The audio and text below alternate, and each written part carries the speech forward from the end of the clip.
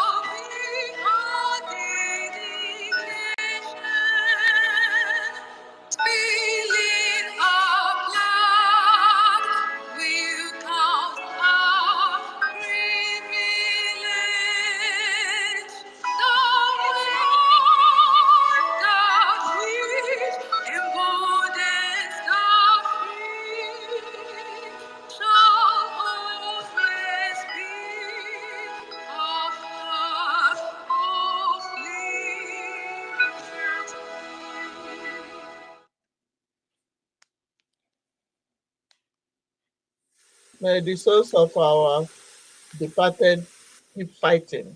Amen. He said, welcome and share this as you join. If civil war comes, this is our space. And I do think it is imminent. You're quite right.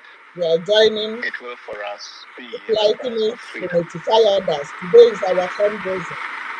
Our people here have for a long time been prepared for this eventuality, and I am confident of their readiness. I think that when it does come, the people on the other side. Mazi Chukuma, please, you should take note of the space. The co-host can go ahead. Please, let's keep going, please. Thank you. I think something else is playing now. Yeah, what did you say, Mazi? So? No, let's go ahead. Let's go ahead. We are done with the national anthem. Then we move on. Sister Enoho is here. Don't worry, I got everything under control. Okay, Professor, please make your intro. Take the mic, please. Thank you. Okay. Good morning, good afternoon, good evening from my end. Good afternoon. Mazi Chukwumeze, good afternoon to you. Thank you for having us here today. Mazi Otumawaya, Karma is Real, King Young, Nonso, Tochi, Archbishop. I greet everybody. I greet the Prime Minister. David Nana, I greet you. I see you. Biafra First Love, everybody in the house. It's a pleasure to always be amongst brethren. And like I would say, it's a pleasure to always be amongst blood. Today is a wonderful day. We're trying to rewrite or answer certain questions that are hanging, and it's kind of causing some kind of confusions in our mind. And I hope as to progresses, we'll be able to leave here at least with so many questions answered in the little time we have. I'm not going to say too much. I'm just going to give my little submission so we can start the day. And like I said, I welcome everybody. And yeah, let's enjoy the show. Thank you, Chukwumeze. Over to you. Yeah, thank you, Professor Eno. Thank you. Yeah, we are here to talk about our nation, our land, our heritage, our culture, our existence as a people. I want us to know that there's no other nation in the world like Biafra. Biafra is a very distinct nation. And why do I say this? Biafra is the only nation that has given birth to so many tribes, but yet one ancestral lineage. What is Biafra for you? What is Biafra for me? Biafra is that nation that has existed from time immemorial. Biafra once used to be the capital of the black race. Biafra begotten so many races. But there's an Indian agenda from the world towards Biafra, and the reason why they have tried so much to make sure that we never surface. But just like the sun, you can never stop the sun from rising, and that's who we are. I always ask people, look at that name Biafra. What does it mean to you? You see, the name Biafra came from 3 different words, and that was later shortened to give it that name Biafra, because this kind of depicts the kind of people we are. Even before Nigeria was formed, the British themselves, the imperialists, the colonial vandals, the best terrorists of its kind, because whether you like it or not, those are the real terrorists, because we were in our own space, minding our own business, living our life, enjoying our heritage, the culture, the blessings that Chukwu Okike Abiama has given to us. Before these vandals came into our land. And when they came in, they understood that we are a very different people from every other people that's part of that contraption that you find today. They know we are not one people. They came in, they studied us, they knew who we are, they studied our ways, you understand? They lived with us because we are the embodiment of humanity. You can listen to, you can see it in our language. The Igbo people call human being Madu, means the beauty of life. The direct DNA of humanity lies in us. And the British people came, they studied us, they knew all these things.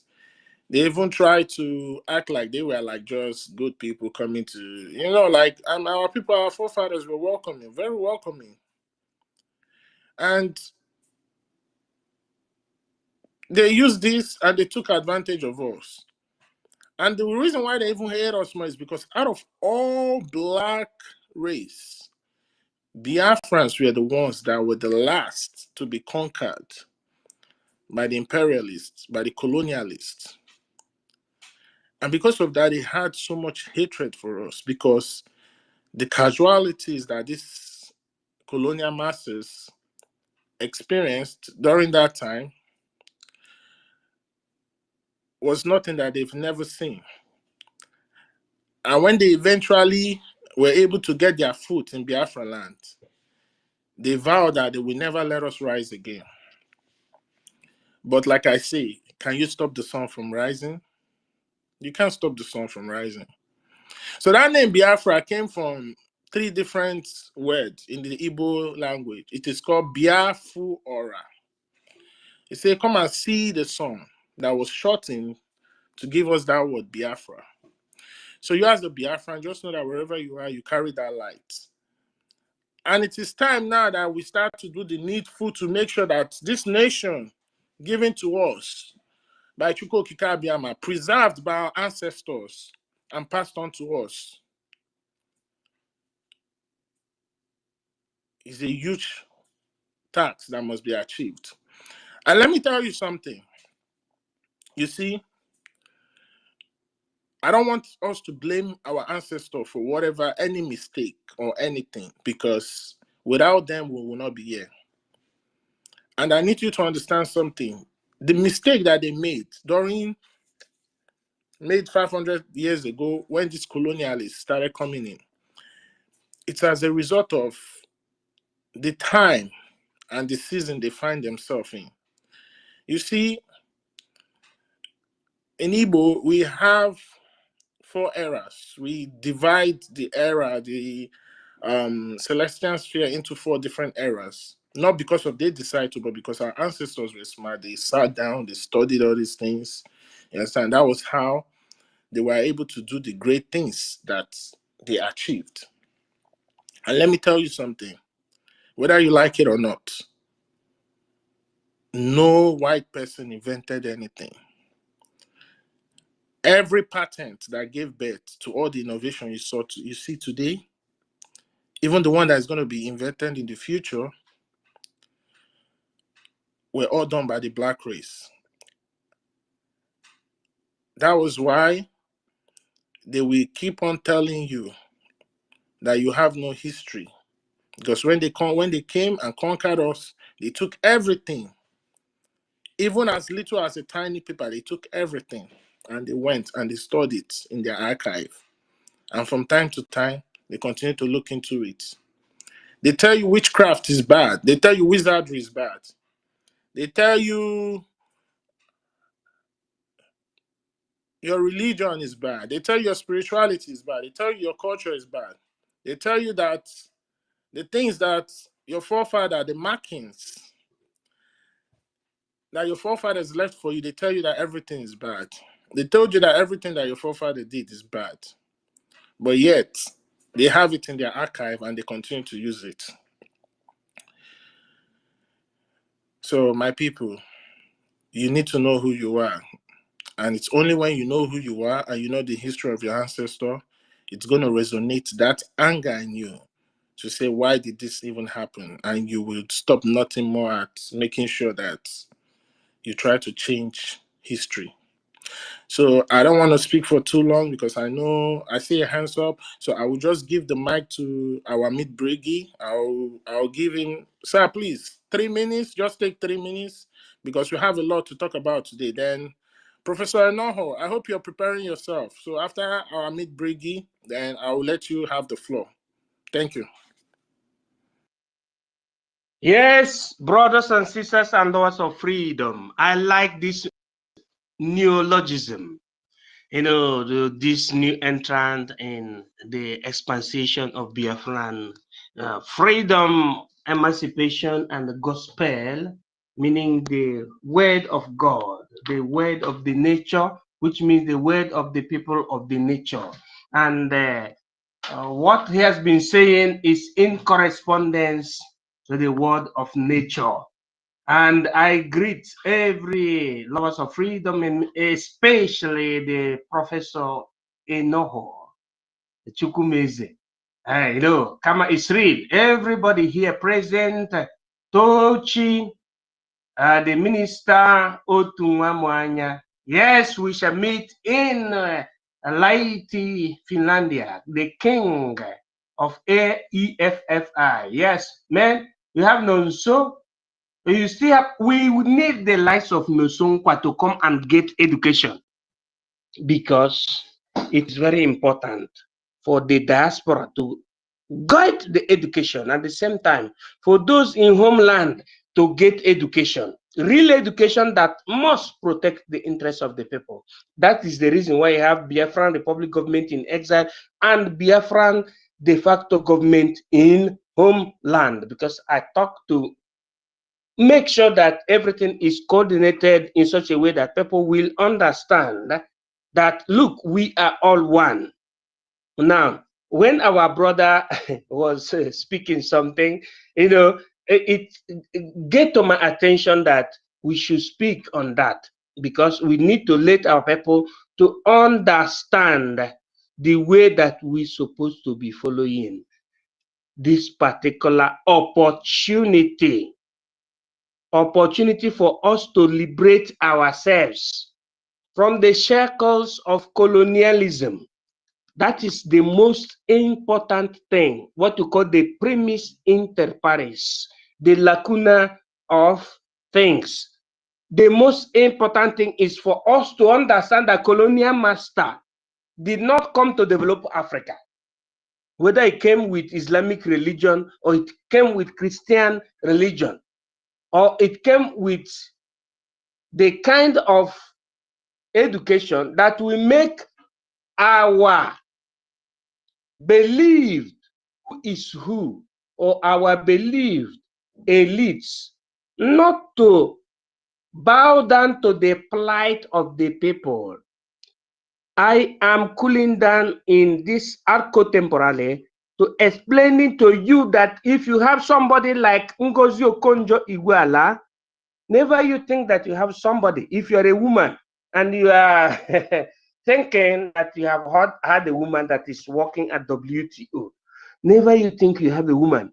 You have a very, very clueless woman. Do you know that Ngozi Okonjo-Iweala went and proposed herself to economic revamp of Nigeria, and the Fulanis chased them away, together with the people who gave her a job? Because in Biafra land, you have people that command. In America, you have people that command. That is, in colonial territory, you have people that command. Then, in advanced nation, you have people that command the people that are being colonized. Now, the likes of Ngozi Okonjo-Iweala, we are being commanded to go against the plight of their people. That is what I'm trying our people to understand. The likes of Ngozi Okonjo are being used by the colonial master. Don't stop what I'm saying, because it will save the spiritus of the people that want us to be liberated in this hanky-panky political gambadosia. What I'm trying to tell our people is this: let us follow Prime Minister. That is always the word of His Academic Highness. Ngozi Okonjo and the likes, Soludo, P2B, and the rest of others can never see any terrain fertile in terms of Biafra and the liberation of Africa. And I can refer you to Dr. Arikana of East Africa. Dr. Arikana has the same qualification and the same, opportunity to represent his or her nation all the way from East Africa to America, but she abdicated that position and said Africa first. That is what I have to say today. May God bless us in secularum. I yield my mic. Yeah, thank you, MID. Thank you for that wonderful submission. Everything you said is well spot on. Yeah, before I pass the mic to our professor to have the floor, please, I want to first of all eulogize and appreciate the Biafran women. Biafran women, you are one of a kind. You are a special breed. You are great people. And I want to tell you something. Do you guys know that even in the spiritual realm, women are of like a higher power than men? Our women themselves are deities. A prudent, virtuous Biafran woman is a woman that when she speaks, the earth, the sea, the ocean, the wind, the sun listens to her. Women, our Biafran women are the only ones that can create life out of nothing. That's why we don't send our women to war, because that which brings life is not allowed to take life. They are special people.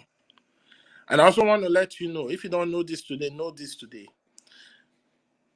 The melanin skinned women are the ones with the most complete nutrients in their breast milk.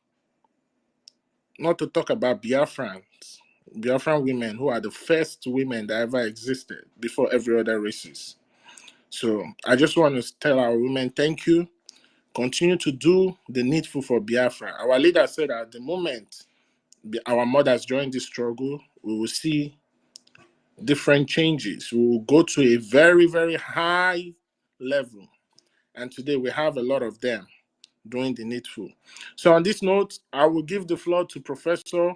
I think she has one or two to say. And Professor, please take the floor. Thank you. Okay. Thank you very much, Chukwumeze, for that wonderful eulogy to the women of Biafra. Before I go ahead, I realized that Kama Israel raised his hands. I don't know if his thought is still with him. If you want to say something before I go ahead, so he doesn't forget his line of thought.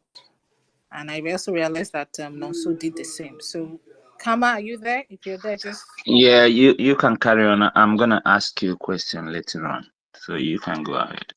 Okay. Thank you, Kama. Thank you. Our Minister Otuama, do you have anything to say, please? Please, Yeah, I this have thing something I to have say to say. quickly, please. I'm at work. Let's No, so no, Nonso go I'm at ahead work. first. He raised wait, his hands. wait. I No, don't so know. He wanted to say Minister. something. If that's okay. anybody who wants to interrupt, who's going to interrupt? Nonso, if you're there, just okay. Anybody who is going to interrupt this conversation should come up now. I know that I know how since if anyone picks the mic, we should allow her to finish before we jump into questions. But anyway, the untold stories. These stories, whether you like it or not, it must be told, and we Biafrans must accept it, whether you like it or not, because it's the truth. That's the only thing that will set us all free. Thank you, Ndewon. Yeah, thank you, Minister Otuama, the watchdog. Thank you so much. Nonso, please make your submission real quick, and so that we can go into the Oh topic. yes, but it's a very quick one. No, thank you very much. I'm sorry, Biafrans, because this is our liberation stage.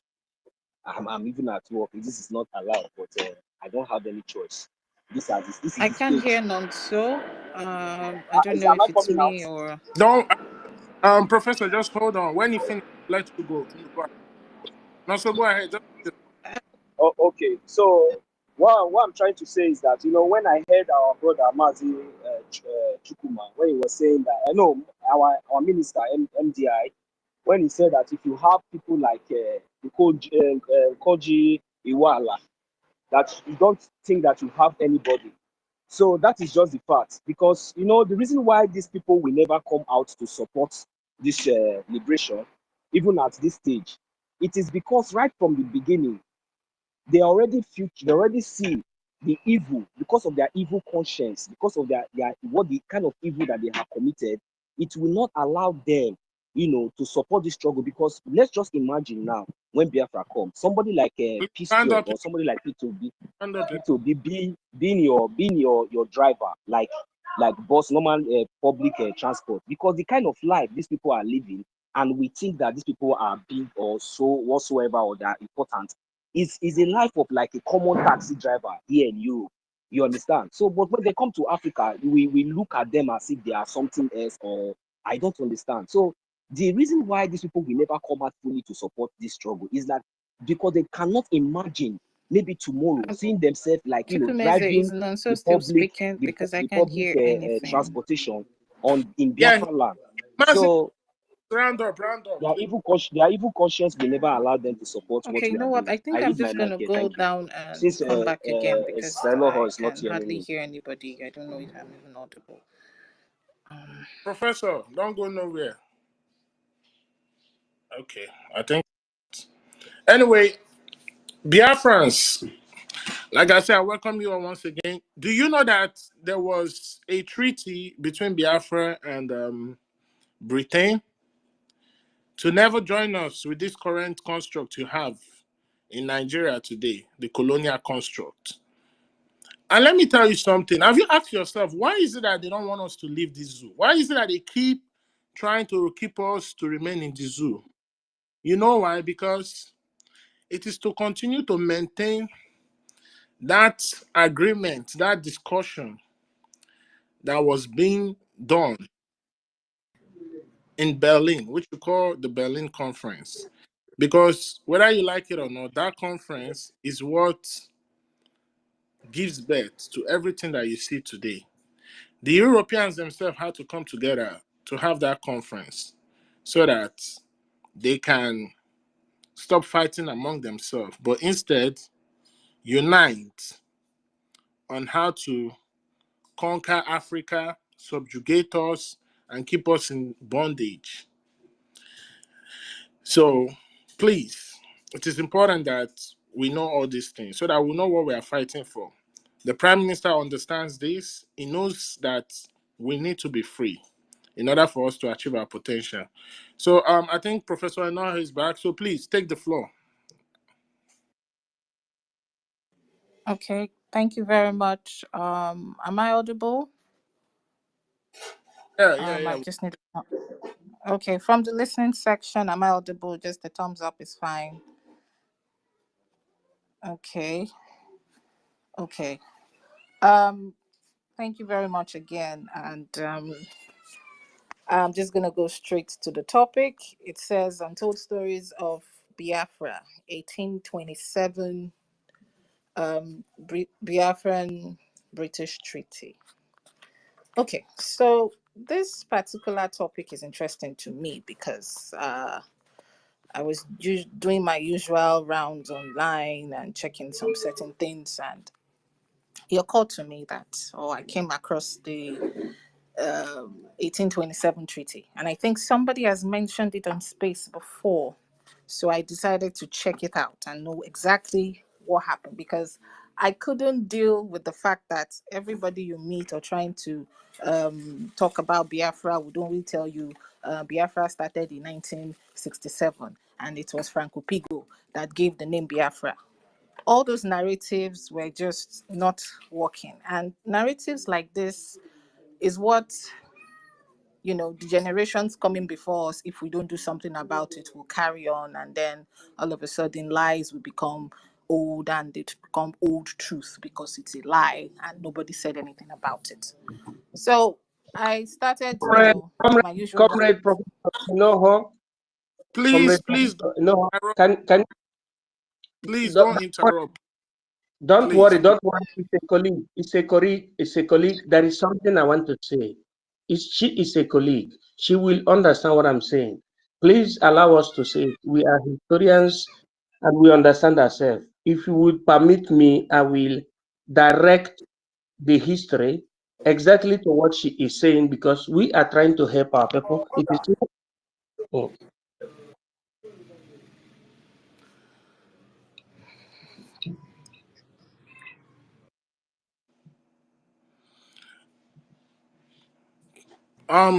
Please, please. Thank you so much. I just want to say before we speak, let us indicate, because I want this space to move smoothly, please.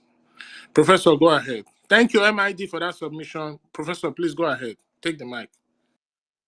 Okay, thank you very much. Please, I would like this conversation or this lecture to be back and forth. So if in any time that I'm speaking, you have a question, just raise your hand and I would respond. Or if you have something to chip in, just raise your hand, and of course, I'll give you the mic to do that. Okay, so as I was saying, so I went on. I can't deal with the fact that people would come up and say Biafra is 1967, and this is that and that, and yet there's the discrepancy of the maps of the 12th century, the 13th century, 15th century, 14th century. All these maps, world map, have Biafra, and it doesn't make sense. And I'm thinking there must be something that will back up, apart from the maps, that can actually back up this Biafran story, that is not making people see things the way things are supposed to be. So the treaty of the Biafran treaty, rather, with um, uh, Britain came up. And of course, I started searching. Now, there was something that was actually very funny about this particular treaty. You can pretty much see all the treaties between the Yoruba kings, Yoruba, for instance, the Oba of Lagos, the Oba of Ife, Ekpe, and all these kings in the West. You can see the treaties. It's there in Wikipedia, it's there in Google. You can go there, read all the articles, and see all these things. But when it comes to Biafra, you find fragments of it. You have little bits, maybe one or two lines of the articles written, and a whole lot of what's it called, reviews of the treaty. But the treaty itself is restricted, you know. And I was able to trace one to the Oxford Law University. And it was just too bad because it's like every wall you get, you go to this, or you have to subscribe, then you subscribe. When before you subscribe, you have to go to a librarian or go to somebody in the university who is a professor to give you a recommendation to get into the treaty or to get. And I'm like, why is it so difficult for you to find the treaty in every archives? You have to go through protocols. So of course I kept on reading and trying to find out what. And I stumbled across this um, um, review by two professors actually from the University of Uyo. It was written sometime in I think 1940. Hold on, let me get that date correctly. It should be 1946. Dr.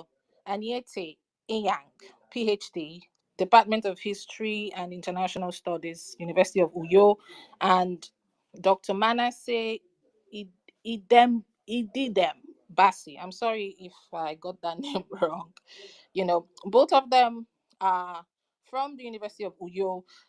Dr. Bassi is Department of Political Science and Public Administration and all that. So I'm reading their, treaty, their review on the treaty, and I'm realizing something.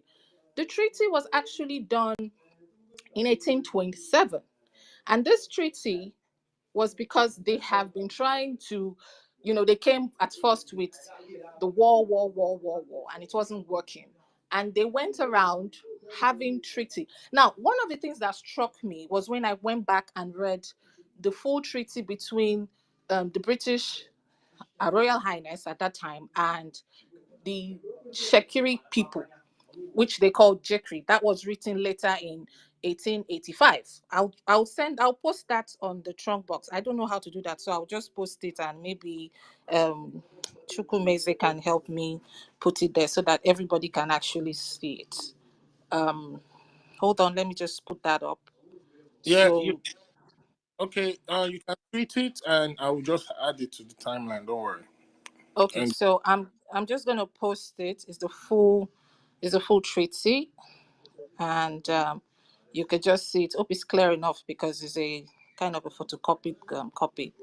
So I'm posting that now, and I would also share a link of the treaty of between the Oba of Lagos and the same people. Now there was something funny about the treaty.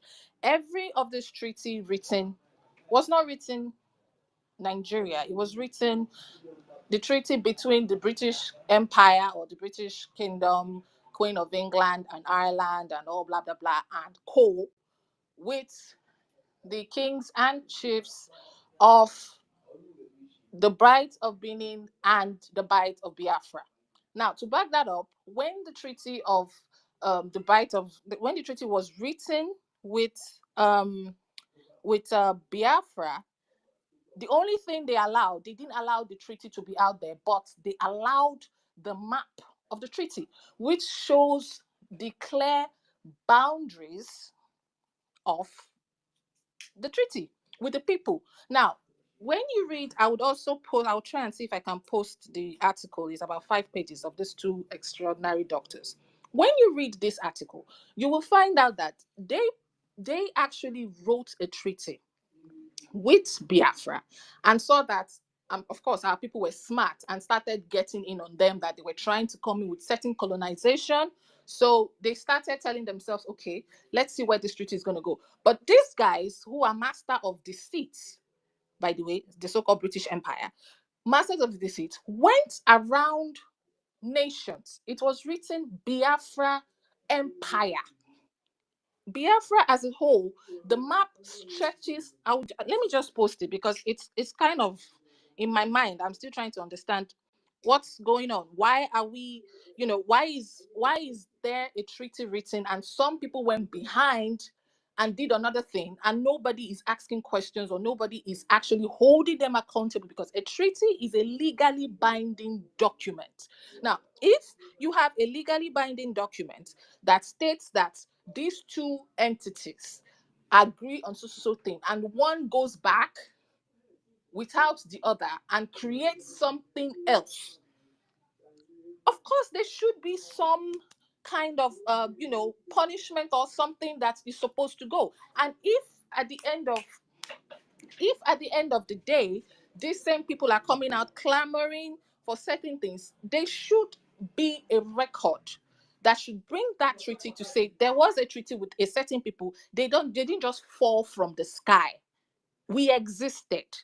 There was a treaty with the so-called colonial masters who created what we have today as the enclave called Nigeria, which nobody is actually asking what was written in that treaty. Of course, they don't want you to have it. And from the article, it is clear that the people who actually wrote the treaty were killed. Nobody, it's like they took time to cover their evidences so that nobody will come out and say, there is a treaty, so we have to go by the law. But rather, after they had written that treaty, they made sure they cleared their back ends. And then less than 70 or 50 years down the line, they started going around writing treaties with Shekiri, with Calabar, with all these kingdoms or nations which were in the country, in the Biafran Empire, because it was a controversy, a confederacy government that was happening that stretched all the way to Congo. I will post that map because even at that, I'm still asking myself, how is this that nobody is actually, bringing this up to? I'll try and post this up and let's see if Mazi took music and put it up so that everybody can see it, because I want us to see it as we go. Okay, the map. I'm posting two maps right now. Hold on, let me check it properly. No, this is not it. I'm posting two maps right now. Okay, good. So these are the two maps that clearly stated the where's the second one? Gosh. Okay. These were the maps of that was allowed outside the treaty. I have posted it there so you can check it out and look at it. So now, what this treaty is basically telling us is this.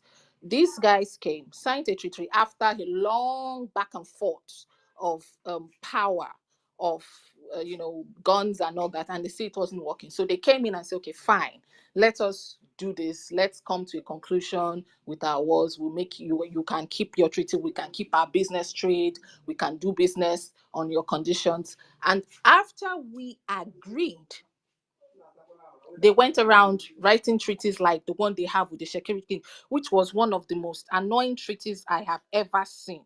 I would read a line from it, or maybe a few articles from it. Hold on.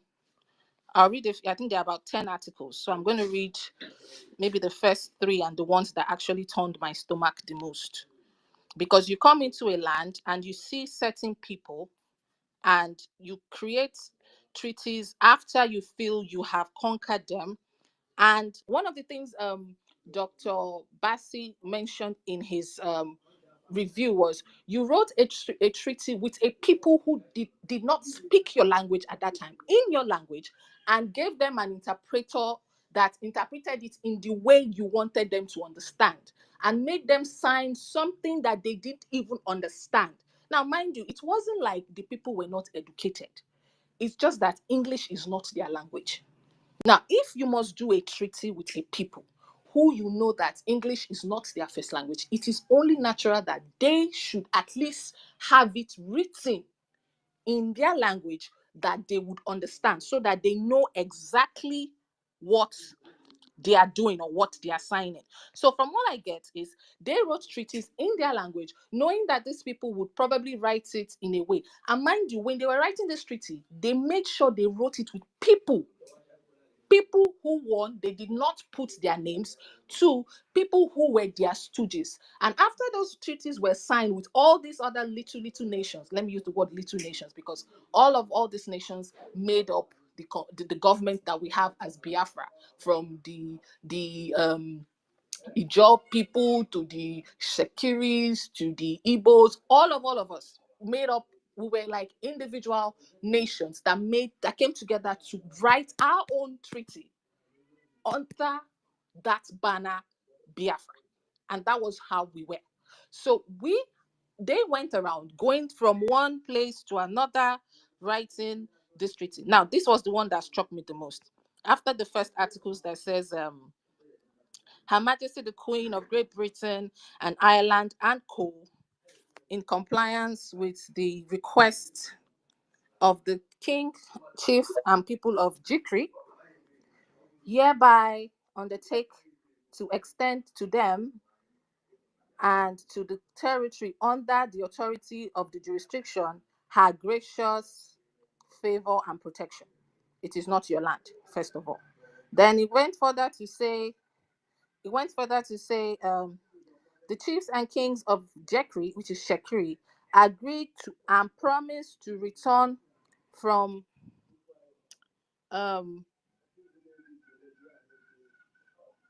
hold on.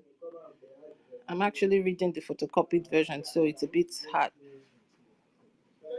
Okay, this is the one that took me off, right? So this is Article 3. He said it is agreed that full and exclusive jurisdiction, civil and criminal, over Britain's subjects and their properties in the territory. Basically, they are telling you that they would occupy your territory and you would have to basically watch over them, protect them, and anybody that tries to attack them, you will be the one who would put them in check. And then the Article 4 goes, they would have their vessels and all these things that they are doing their trade. You are not allowed to go and get any other person to write another treaty with any other country. Only them must trade. And if, for instance, their vessel have issues or wherever they are doing in your land, you would have to protect them. Then I go, oh, this is exactly the same thing they are still doing today. When you go round to the Niger Delta area, the place they call the Niger Delta area, they have people like the Tompolos and the rest watching over your property for them. And when you touch it, it becomes a crime. And they tell you oil theft and all blah, blah, blah that they say. Sorry, I can see MIB's hands up. Do you have something to say so that you don't lose your line of thought, sir? MID, are you there? Please, Biafrans, if you have any question, because I want this to be like more of like an interactive section. So we are here to learn from one another. So we have to engage. So if you have Yes. anything to say, please, you can just indicate by raising up your hand. So MID, please, just use 2 minutes to make your submission so that we can continue. Thank you.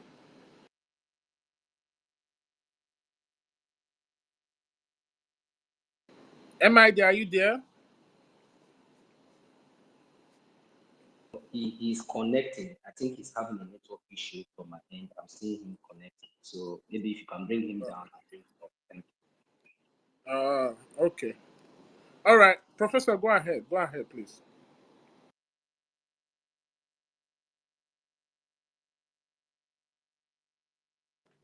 Okay. Okay, so like I was saying, now you have all these treaties. So what they basically did was, after they have written that treaty with us, Biafrans, as a whole nation together, they went around sharing treaties to people. Now, there was something that fascinated me when I read the book of the lower tribes of the Niger. I noticed when they were talking about the rest tribes that made up the Niger, they elevated some tribes. Example, they went, oh, I'm not trying to jettison any tribe here. We are all civilized people. But they went on to say, the Shekiri people are so civilized and so this and so that. But whereas on the other side, where you have the Sobo people, the Africa people, the Ika people, they went on trying to say how barbaric we are. The Igbos are human worship, so they do human sacrifices and all that. Then I realized the people they actually praised were the people that accepted the treaty they had to offer. Now, it's not because the people themselves were trying to break out of Biafra, but the thing is, if you look into the way Biafra was, if you go back and read about the Biafran people, how we had the perfect egalitarian system. We had the perfect definition of what democracy was. We knew that even in your families, if you go to your kindred, how they run the kindred is how a proper democratic system works, where the voice of the people is actually what is more stronger than anybody else. If the people decide to say, we don't want this, it will not happen. Whether or not you are the king, whether or not you are the president, whether or not, the people's voice at every time was always heard. The people's voice at every time was what actually make people check people in line. So in those cases, our system was, yes, we had representative of each house, probably representative of each family, each kindred, because it starts from the lower house all the way to the top.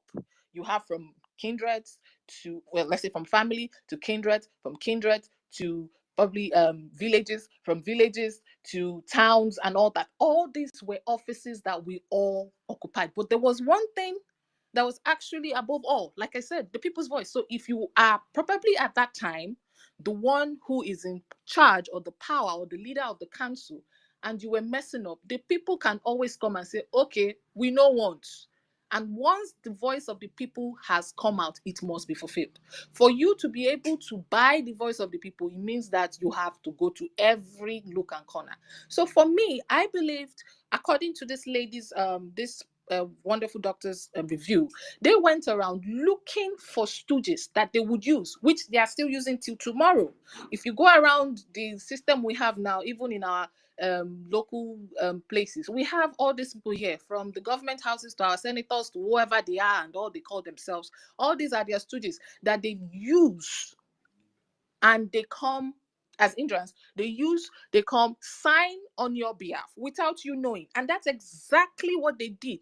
So when they went around signing these treaties, and when it was time for them to actually be the backstabbers going against the treaty they signed, it was okay for them to do it, because they just woke up one morning, fiam, and created what today you have as the enclave called Nigeria, undermining the fact that they had a treaty with a people. And till today, that document is actually sort of hidden. And the reason, one of the things that struck me is nobody would actually look for it, because we are so preoccupied with everything. Everything. From how the system is being run, from how they make you not even remember that there was a nation before they created this enclave, from how they converted a company who was supposed to be like a let me use the word, a mediator, and all of a sudden you became the owner, creating a colonial system that basically turns the people into slaves in their own land. Now, the people who stood against them, example, King Jaja of Opobo, look at how he ended up. Now, look at how it ended up. And after they did all this, Nigeria became amalgamated in 1914. After the wars, because of course, we saw that these people have started doing their shit. Excuse my language. They started doing their shit. They started going around trying to to, do these things. And we rebelled. And because the rebellion was becoming too much, they brought in their stooges and amalgamated the country without a whole lot of people. I remember then my father would tell me that it took time for some people, even as far as the South, as they call it today, to realize that they were Nigerians. Because it's like you literally waking up one morning and you have a new name. You go somewhere else. Maybe you are living in a place like Akwa Ibom or Ikotekpene, and then you travel to Lagos, which at that time was the heart of the amalgamation because it was the coastal region. They come and said, no, you are no longer Biafra, you are now Nigeria. And you're like, how? When did that happen? And like, that is how it is, and let's just do, and looking at it coming back, look at the PR they had to go through. They started making jingles. Oh, Nigeria, all those songs they were playing subconsciously into your mind. You were there, basically selling the idea. And when it became a problem was when the same people again arose in 1967. Because for Franco Figo to come out and tell internal leader Ojukwu to say, this is, he didn't tell you, he didn't name the country. He only reminded Ojukwu, because he himself was a lawyer. He reminded him and said, come, my very good brother, this is who we were before these people did this evil. Since this evil is not paying us, we might as well just kick this shit out and go back to who we were.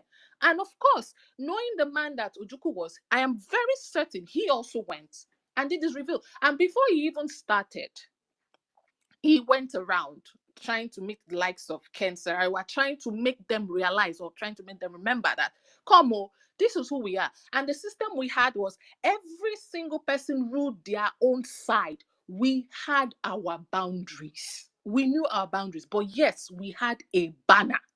And the banner was because we dealt with people outside our space. So when we are addressed outside, they know us as these are the people. That's why in some of the maps, if you check from 14th century down, it is written Supreme Kingdoms as in S, plural, not one kingdom.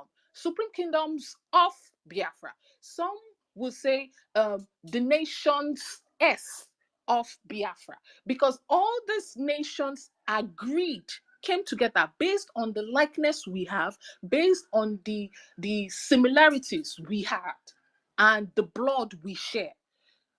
Don't get it wrong. In Igbo, they will tell you every man is a king in his house. Now, as far as you are a son, you are a nation. That is how it is.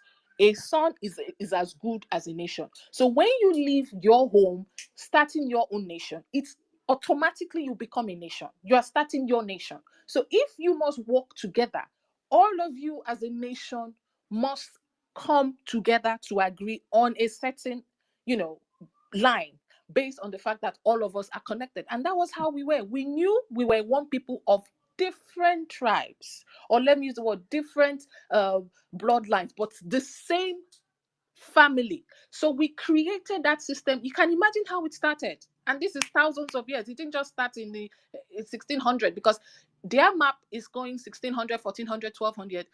But we started from the beginning. And when we started, it was way from families. We started as a family, from family, one family divided into two families, three families. And of course, as you grow, you need to put certain, what's the word I'm looking for? You need to put certain organization in how you relate, so you don't have. And it was perfect, because I can bet it with you. I will give you an example. In Urobo, there were two clans in Urobo some time ago, which we have a festival for it right now. They do it. Now, the two clans had issues. They were always fighting. Now, these are two Urobo brothers. They were always fighting. When the fight became a problem, they decided to do what? You know what? This one said, you know what? You bring your daughter, I bring my son. Let them marry. So whenever we decide to fight, we remember that we both share blood. Our children are in our house. So we remember that and not continue.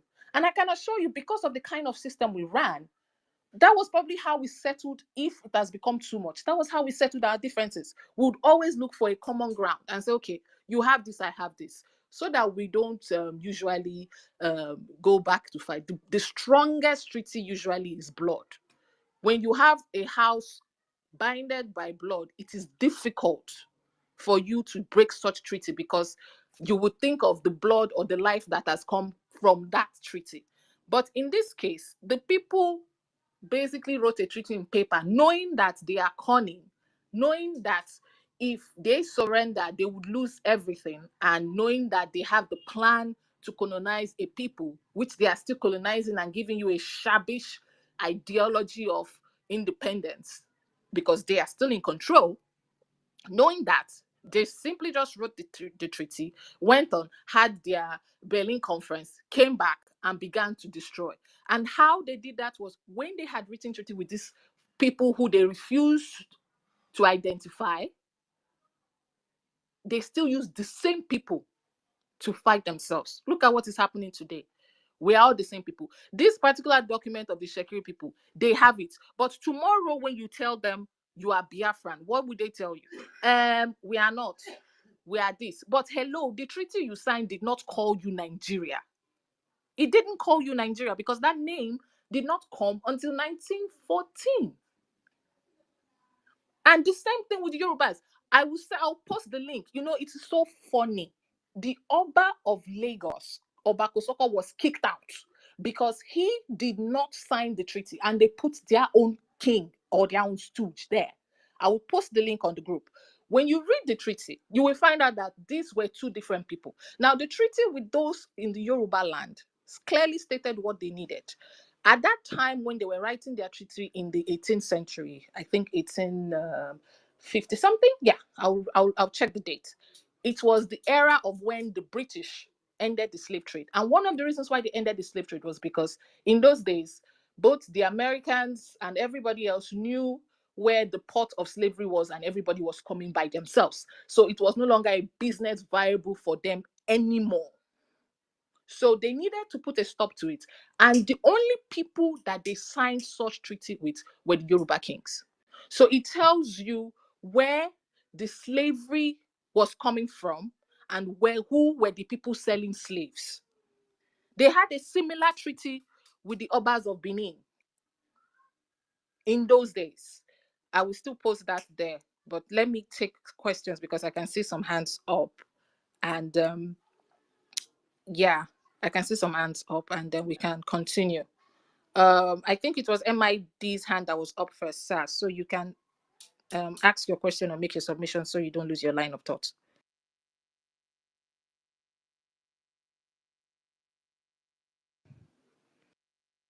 Yeah, Chukwumeze, can you hear me?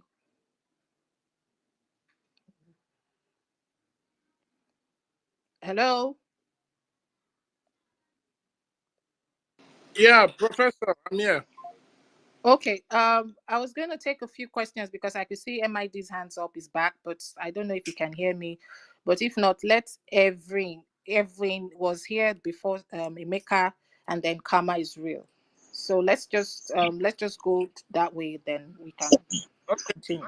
we're gonna do Okay. it. We're gonna do it please. 3 minutes. Once you hear my bell, start rounding up. Thank you. Okay. Okay. Good afternoon from here. Am I coming out? Yes, you are. Yes, you are. Okay. Thank you. So I have a submission. So I also have a question. Let me ask the question very fast. This, because I check in Google and I check this British British and Biafra Treaty. I saw it 1827 and another one 1885. But they didn't put the article there for you to read. So I clicked the article and tell me to subscribe, all those things. So I don't know if you have Yes, them. that's what I'm trying to let you know.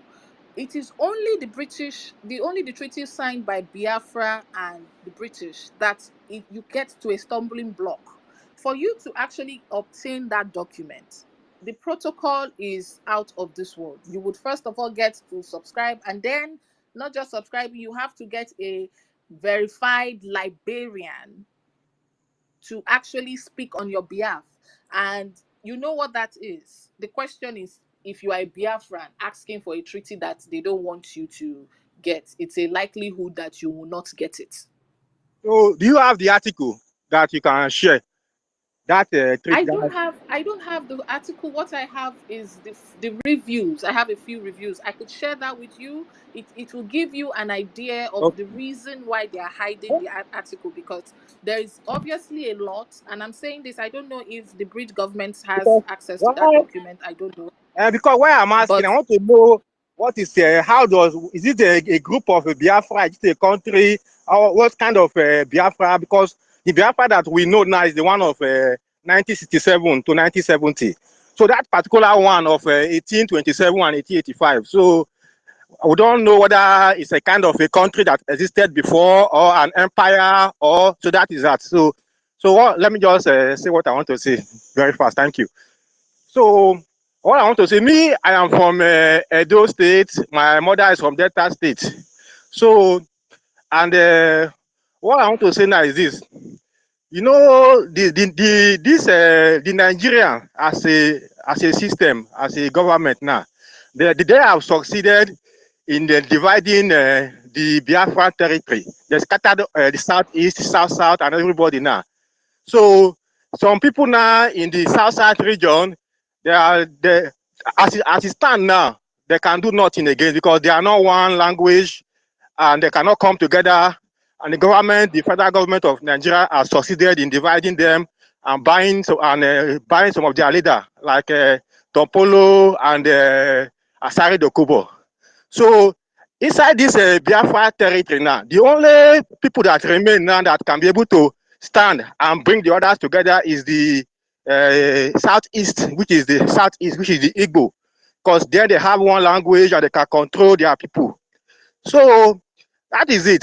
So anybody from South that is thinking that he can do one thing, can fight Nigeria without the Southeast, he just deceiving himself, because it's not possible without unity. That you cannot even control one state. All the South they are scattered. Delta State is on its own. Rivers is on its own. Edo is on their own. So everybody is acquired, everybody is scattered. So what can you do? The government have succeeded. They have scattered everybody. Wait, Hello?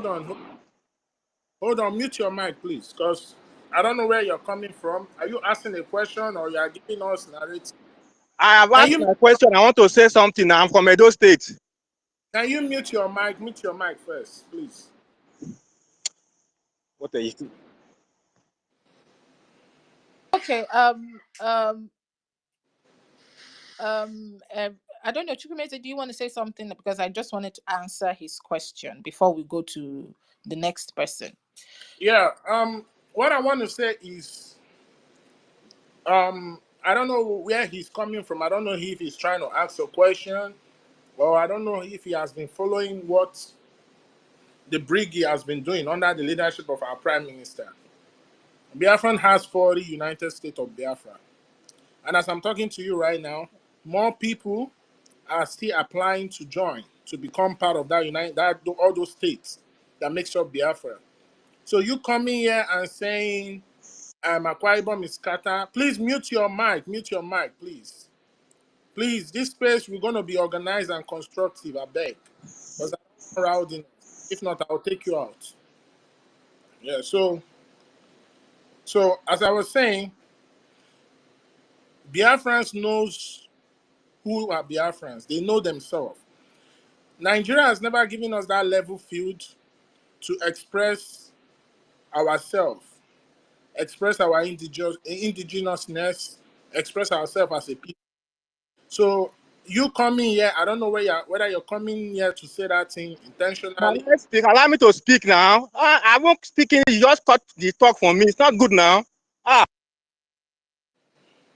Like I said, let me finish, then you go ahead. So what I'm saying is, I don't know what you're trying to head at, but I will give you another 1 minute. Ask your question. And don't say Akwa Ibom are scattered, Asaba are scattered, Delta. No. Biafran knows they are Biafran. Right now, we're in the process of restoring Biafra to come together as how we used to be, how our forefathers used to be. even before the 10th century. So go ahead, ask your question, and please don't play around that place you're trying to go to. Thank you.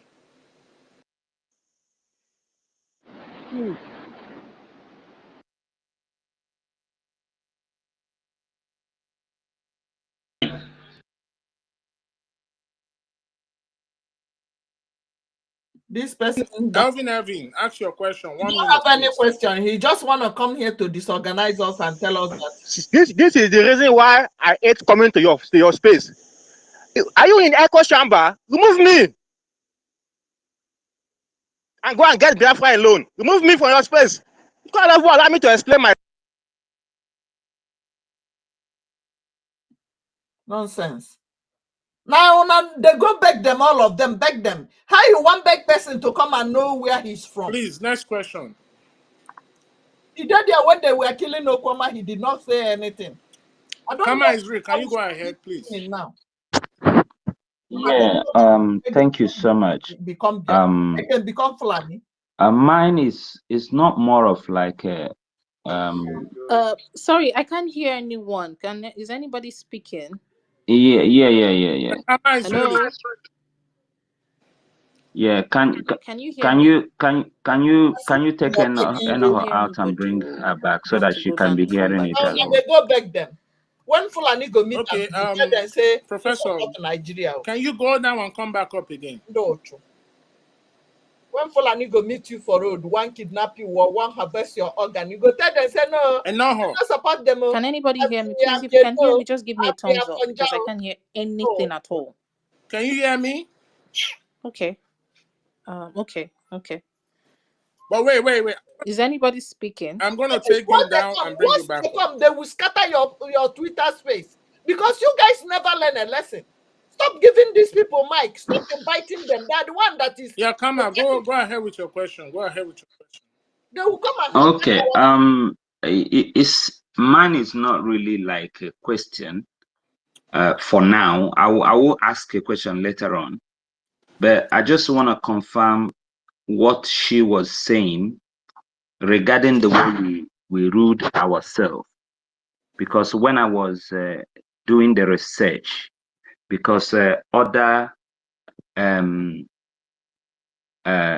should I call it under empires, they use the word kingdom, but Biafra were not using the word kingdom, but there are kingdoms within Biafra as well.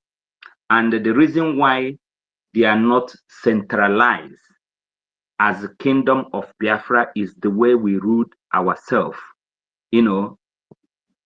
through age grade, eldership, and different ways we use to rule ourselves that time. That is why they are not is not kingdom of Biafra.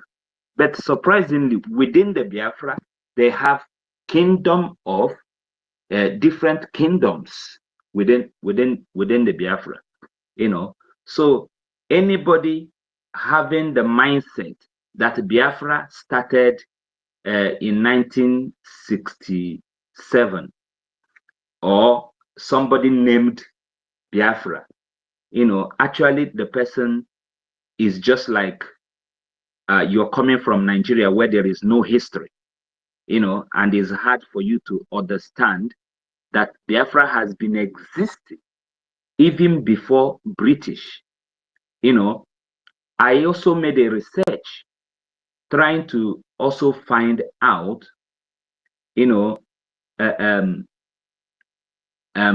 about other kingdom, and I've also found out that Biafra was actually like the capital of other kingdoms up to Ethiopia, at that time. So if it's just an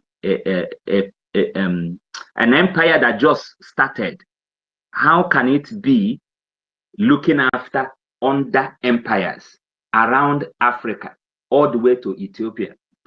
So it has been in existence for a very long.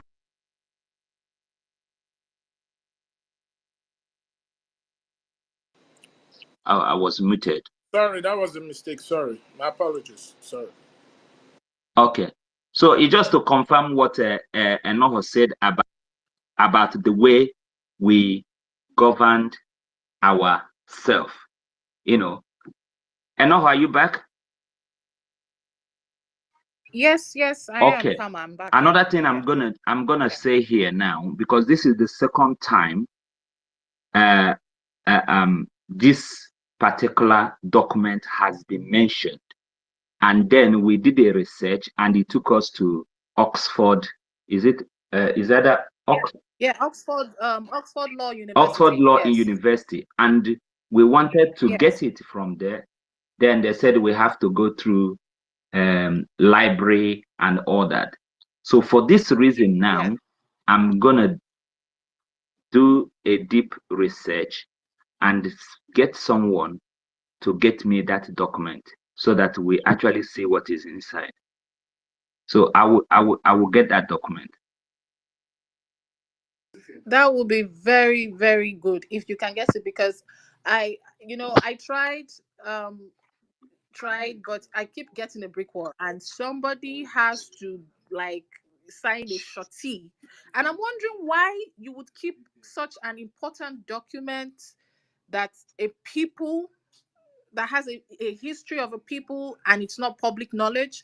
I mean, every other document is out there, all the treaties they signed with different people, but the treaty itself that was signed with the central government, or as they claimed, is not there.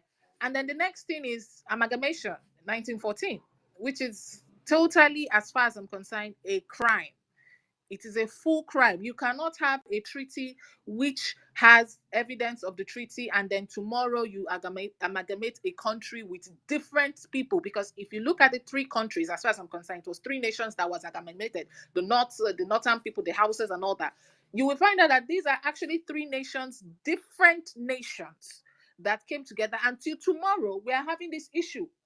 When it was just us, we knew our boundaries, we knew our mode of operandum, we knew how we worked with each other, we knew everything we did together.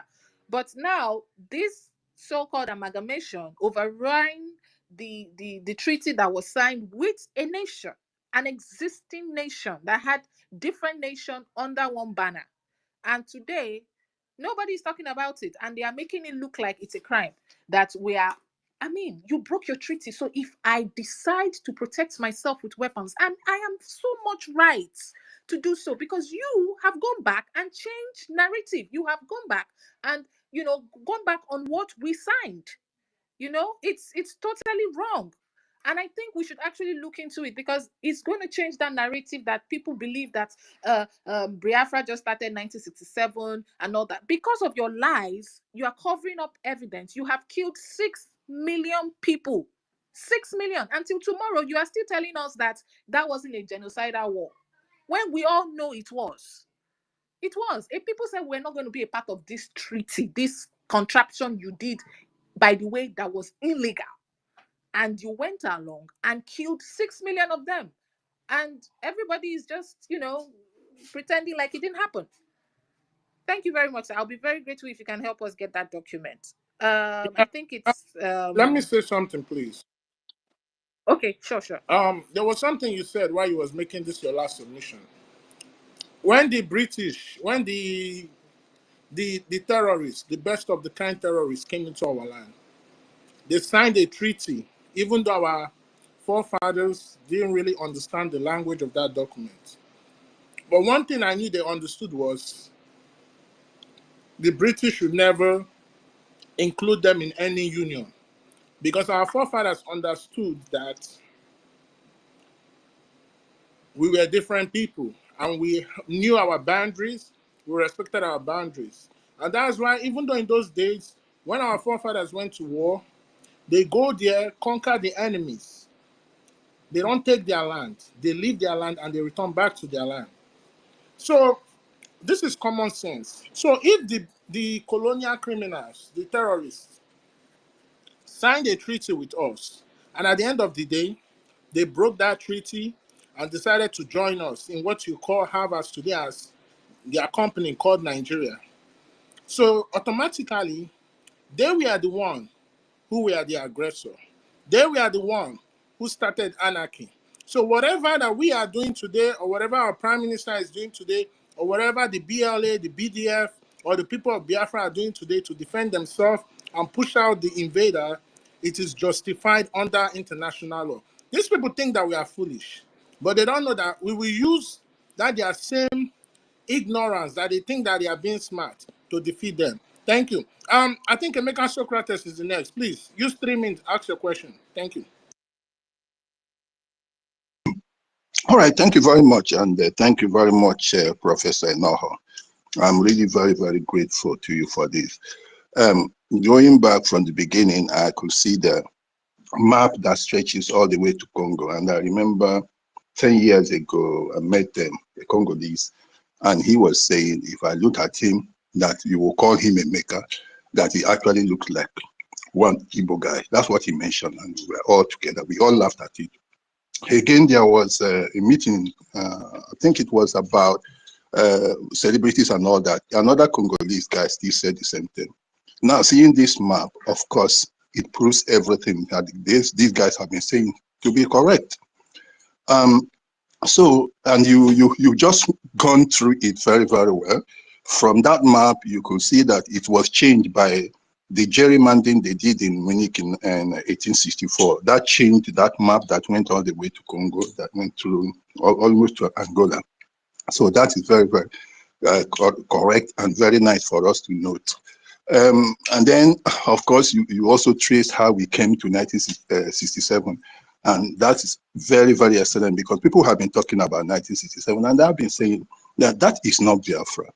As for Ojukwu and Opigo, yes, you know, Ojukwu himself, he read history. The first degree was in history, if you check. So relating very well with what Opigo told him was quite easy for him to know that we were all Biafrans. That was our name. Now, my question to you is, Professor, you know these things happen by programming. You know we were programmed. You have even said it yourself, that people had to take time to adjust to being called Nigerians. You know, it was something that they had to use jingles and all that to sink into them.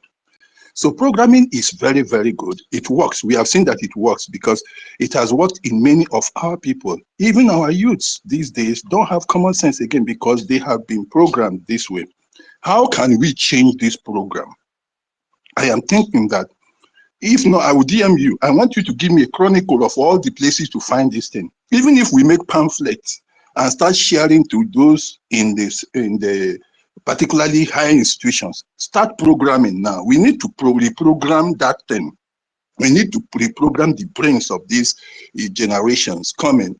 It might look like, oh, it's impossible. But since they have been able to program us for 50 years and our youth have become stupid, if we start today to program, we can change something. Please, I need that. And don't you think really that maybe we should find a way of inserting this somehow in the curriculum? And if we cannot do it, can we just get a pamphlet made up of this very vital sequence of changes that has happened, and our people will start, our youth will start to know, because they are completely ignorant. That's why they're talking about one Nigeria. If they knew this, it will work. So how do you think we can reprogram this? That's what I'm asking you, Professor. How can you help? Thank you very much, Emeka Secretaries. I like that particular question you asked. You see, the problem is, if you are computer friendly, when you have a program that is infected with virus, it's two things. It is either you Yes, run it's a a malware. proper check. Yes, good. Yes. You run a check on it to see, okay, is it something that can be salvaged? Is it something that you need to just, delete and that? Most times, in a case like this particular time, I think the best thing is to format it. We just have to find a way to format every system that has carried that ideology. And that, like you said, would happen with aggressive pushing. If possible, if the bridging government has to create some kind of, I don't know, often, lectures or everything that can lay our hands, jingles, even as far as what's it called, skits, all these things to make people understand It has to be institutionalized that it is mandatory for us to go back into history. Because one of the things that was done was, after they did this, they are evil, they gradually removed history. And now what they introduced was civilization in a kind of historical manner that only teaches you what they have already cooked up. So the only thing you are allowed is what they want you to know. And what they want you to know is the kind of system that they have programmed already for you. Look at the youths. Everybody is running up and down, doing all kinds of rubbish. Nobody has time to actually research. If you go online and check statistics of the places people go more online, you find out that most people go, they spend more time on Twitter and TikTok, but it is the content they spend time on that's what matters. The contents are not things that you would want to put your mind into. But whereas when they have time to do this, their rubbish, they took time throughout years in school when we're growing up as kids. They made us recite so many things, all in the name of education. You recited so many things, and as the more you recite those things, the more it sinks into your subconscious and your mind. So when you hear certain things, it looks like you're speaking gibberish. Imagine somebody saying that Biafra started in 1967 and it's only for 3 years. But yet, in the same system, you have the Roman Empire, you have the Greek Empire. They still have countries to today. So what happened to the Biafran system?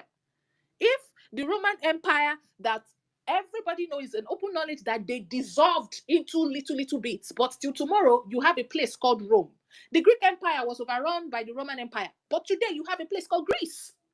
But what happened to Biafra? Biafra has been existing God knows how long, as far as I'm concerned. It only came to the map from the 12th centuries, because that was when they started writing maps. It was the Romans that wrote the first map, or rather the Greeks. They wrote the first map and gave the map and said, this is the map of the world. Well, we don't know how they got their map, but they shall give us a map. And when they gave us a map, Biafra was written there in capital letter. So how come all this while you don't have, the only thing that comes to your mind when you see Biafra is 1967 genocide or 1967? In fact, they changed it from Biafran war to civil war, which, as far as I'm concerned, is rubbish. It should be stated what it is. So if, yes, for things like this to happen, if the government has to put it mandatory, inculcate it into people's mind, it should be in it. We have to go every length, every aspect. If it's flyers, you want to do jingles, thank God, the what's it called, nobody's going to attack you for doing jingles. Do jingles, do skits, do whatever we can do, put it out there. Professor. Let the truth be heard. Thank you. Yeah, the thing is, I think for now, the most important thing is the suffering in that contraption is good enough reason for people to ask themselves questions, and the reason for people to want to leave. Because trust me, even hellfire is better than the zoo right now. So, but other Biafrans, most especially those on the media, you can create this jingle and let us make it go viral so that I can raise the consciousness of our people. And one thing I want us to understand, when they say they gave you education, they gave you a runway, and that runway is within a circus. You can only learn to a certain degree. You cannot go over this degree. So what does that do? It limits your knowledge. And in that education, it becomes worse when they now say they are giving you Western education, because they now make the education in such a way that they now make that runway in such a way that you will only learn what those who committed atrocities against your forefather, they will only let you know what they want you to know. They will not want you to know that which happened before they created that education, which is that runway that everybody is operating on. Ask yourself a question. If these people never came in, some of us will not even know what the word English language is. Some of us will not even know what Christianity is. Some of us will not even know what Islam is. Because we are a people who understand law of nature, natural laws. And so long as our forefathers prove it to be what the best, we will continue. But this education, these colonial vandals, they came and they disrupted that. That's why today we are facing what we are facing. So Biafra is going to change everything. We're going to have our own system of schooling so that we can learn and learn the right way. I want to give the mic, please. Okay, let me give the mic to Phoenix Rain. Phoenix Rain, please take 3 minutes and make your submission or ask your question. Thank you.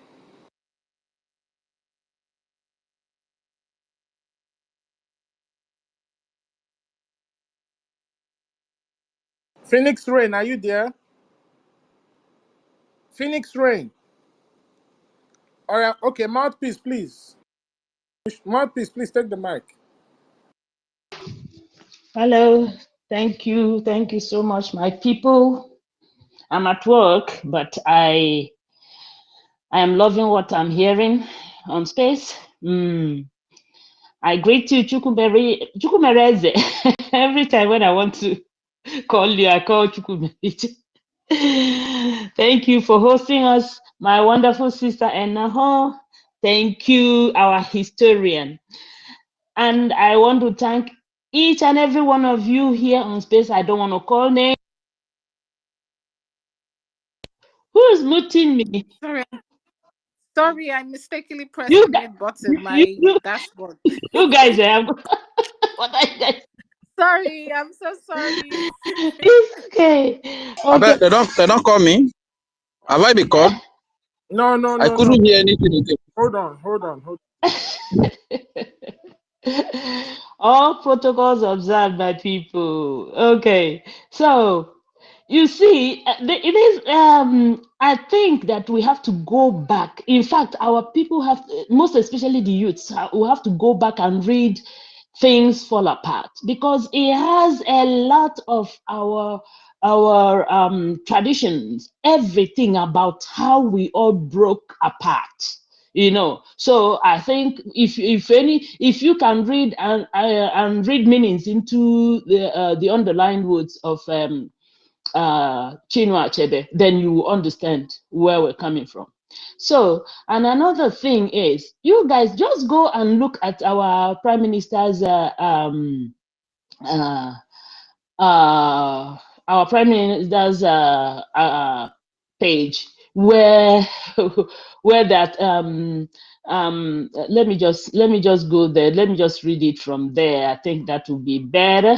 So where they said Vanguard said federal government told to return Nigeria to 1960-63 regional autonomy or risk total collapse.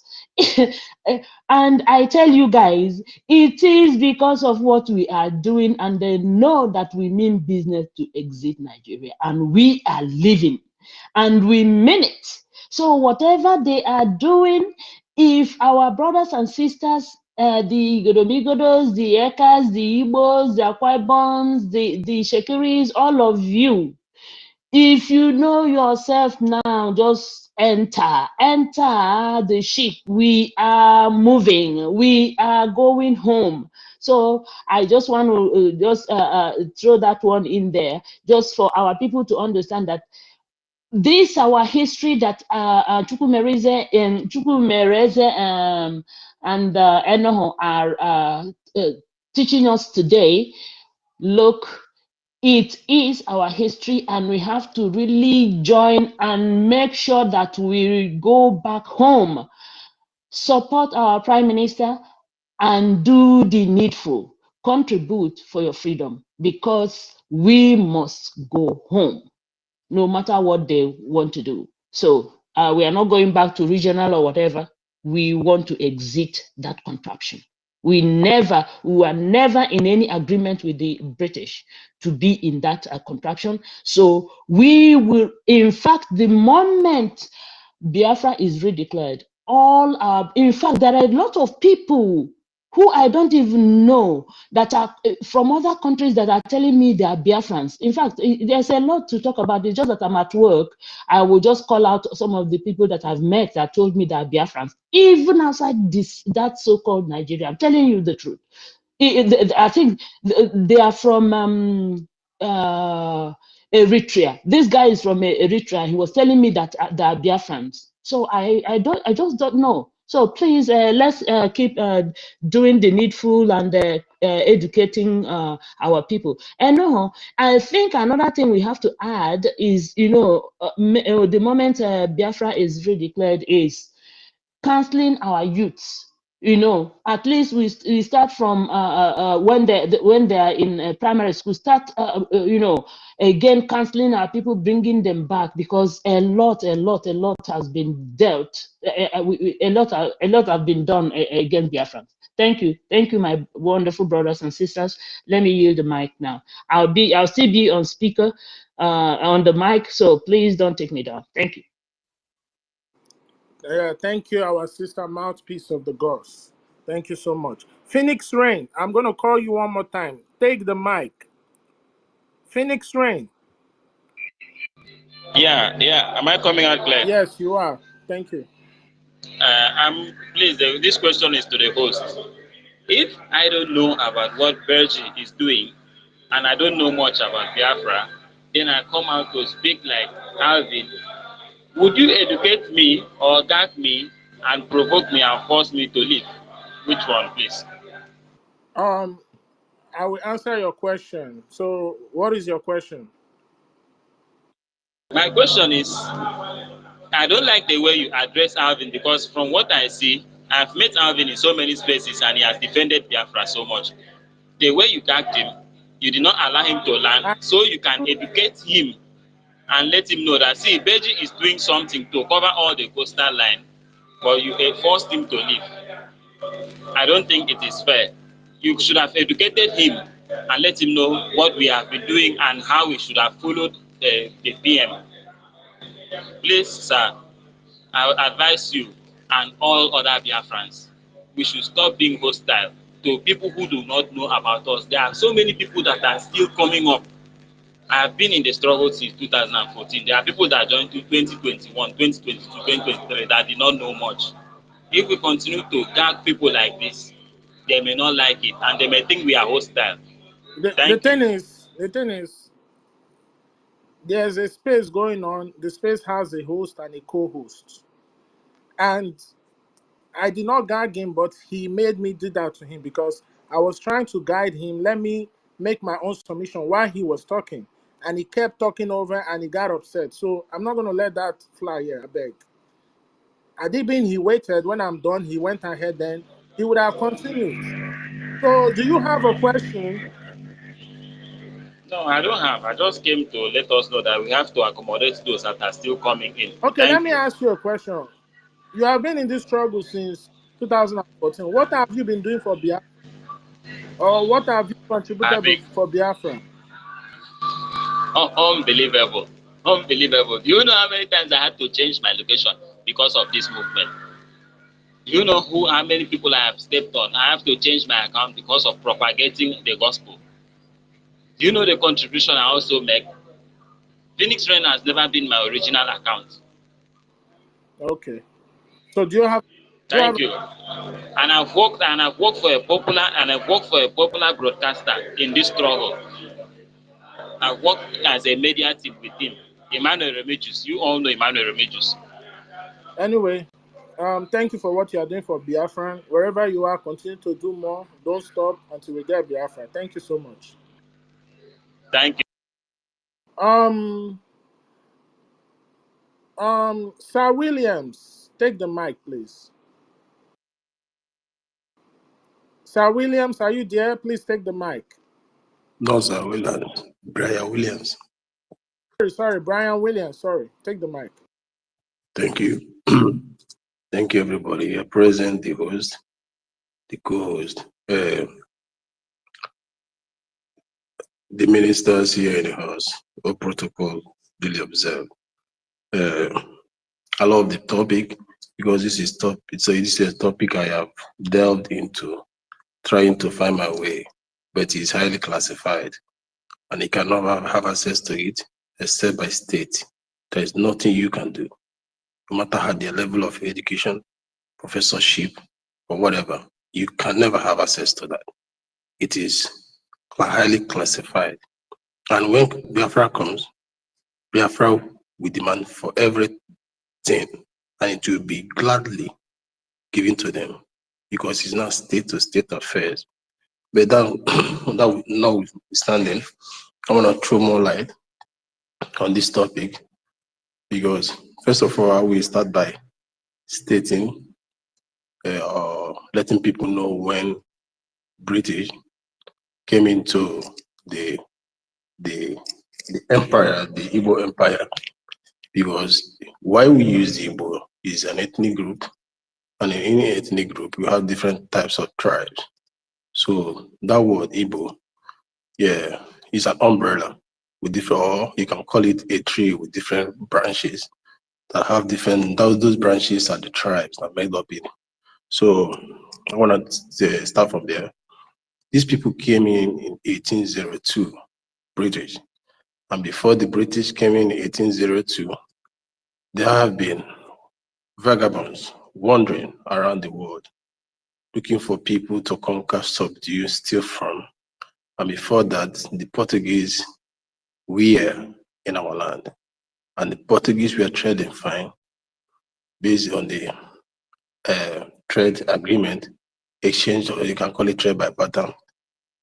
And with these people, out of greed, they saw what it is and how lucrative the dominant the market has become through this the steel, the bronze and metals. For those times, it was the present crude oil, the gold mine trade, the present one. When I just use that to tell you how the steel, metal, bronze market was then, and it was coming from our land. So what did they do? They need to push Portuguese out of it. And when they did that, so I will go straight to, I just want to be taking one by one. I will go straight to submission made by Enoho. The problem is this. Please, sir, you have only 2 minutes, please. Yeah, we have only, I know, just let me land. We have only one person standing and they have spoken before, please. There is a problem they call direct and indirect route. So in Igbo land, we call it Biafra. We are basically the direct route, not the indirect. So when these people landed, they first landed, they were the Hausas and the Yorubas, where the indirect route was existing. Their people were so submissive to their kings and they don't have mouth. But in our land, like Enohu stated, it is family, kingship, leaders from there to the kingsmen to Omona, this circle. So that's how it is. So so when the Romans found this very difficult, they could not. So that treaty, from what I searched many years ago, is basically on the trade. Trade is among it. But they breached that trade. They breached the trade by trying to define the trade, trying to define the price. Even when they define the price, they tried to cheat. So that was when the first war broke out that lasted 30-something years before the amalgamation. So you all can be so it's just like the greed in the Romans that led them conquer Greeks. And one thing about these people is when they don't keep to their treaty, and they are the one. There's this word they say that if you're in Roma, you behave like Roma. But these people will come to your land. Like for example, they will be in Igbo land and still behave. They will be Romans in Igbo land. They go to United States, be Romans in United States. They will go to Australia, be Romans in Australia. Instead of living according to the law of the people of the land, obeying it, no, they don't want to. They want to state their power. They want to show dominance. So to our people, we say no. We are not to be slaved. We are not answerable to anybody, and we cannot give all our sweat to people like that for them to decide what we gain and what we have to receive from the trade and the rest. So that is where the first problem broke out, and till today. Secondly, I will go to what again? They said about how to open the brain of our people. Understand? Right now, the people of the people are in hunger, and when somebody is in hunger, he doesn't listen on. There's no word he preach that you even enter, even if it's biblically. It's biblically when Christ said that if you go to preach and they're hungry, first feed them before you preach the gospel. It's just like what is happening down to our people now. Their brain has been saturated and filled with the quest of what will benefit their stomach first, and not about the history. So this is why when our government comes, we will go back getting all these classified documents to educate people again. They tell them, let them know who they are and what they have lost. That is all I believe. Thank you. Yeah, thank you so much, Brian Williams, for that wonderful submission. Amuche, are you there? You want to say something? Even if for 30 seconds. Amuche, are you there? Okay. Wait. Ebe Berugo, are you want to talk? Yes. All right. Good afternoon, everybody. Um, First of all, to the host, the guy that left, it didn't go down well with me. First, the topic you guys Please, can we put not talk on about the guy that left? If you have a question, ask your question. I already addressed this. If he wants to come back, let him come back. Please, if you have a question, go ahead. Why are you deviating us from the topic? is not debating. We are freedom fighters, fighting for our Okay, freedom. so ask your question and forget about the guy. If he comes back, I will give him the mic. Please. Fine. The topic is a good one, and it is a topic that would have united both those that believe and those that not yet believe together, and it will make them to believe, because it's not everybody know about this secret, so to say, that the name Biafra even existed since 1827. Many of us that is in Nigeria here, like me, I don't know this before. So we all think that the name Biafra came before the war, that Ojukwu and the rest come up with the name. And this secret made it so even people that don't really want to join the Biafra to have it in mind that that name Biafra, it didn't even start during the war, but even far, far, far away before the war. So it's a topic that you handle it and explain it very well. It will draw souls, many other souls, like each and every one of us that is here. It just from one topic to the other like this that convince each and every one of us. So it is this kind of topic that convince people that have a doubt before of that name Biafra, of the freedom of Biafra, that the Nigerian government with all their lies that made to believe that Biafra is just concocted by Igbos. But coming to know, having the awareness that this name Biafra have been there since 1827. When you get to have the story, firsthand and learn out of it, it will change your mindset. It will change the person mindset of Biafra. It will change person mindset of the story that we had against Biafra. Just like today, as I'm speaking to you today, I still have a encounter with our brothers in Cross Rivers during my course of work. So the wife was like, "We are not Igbo.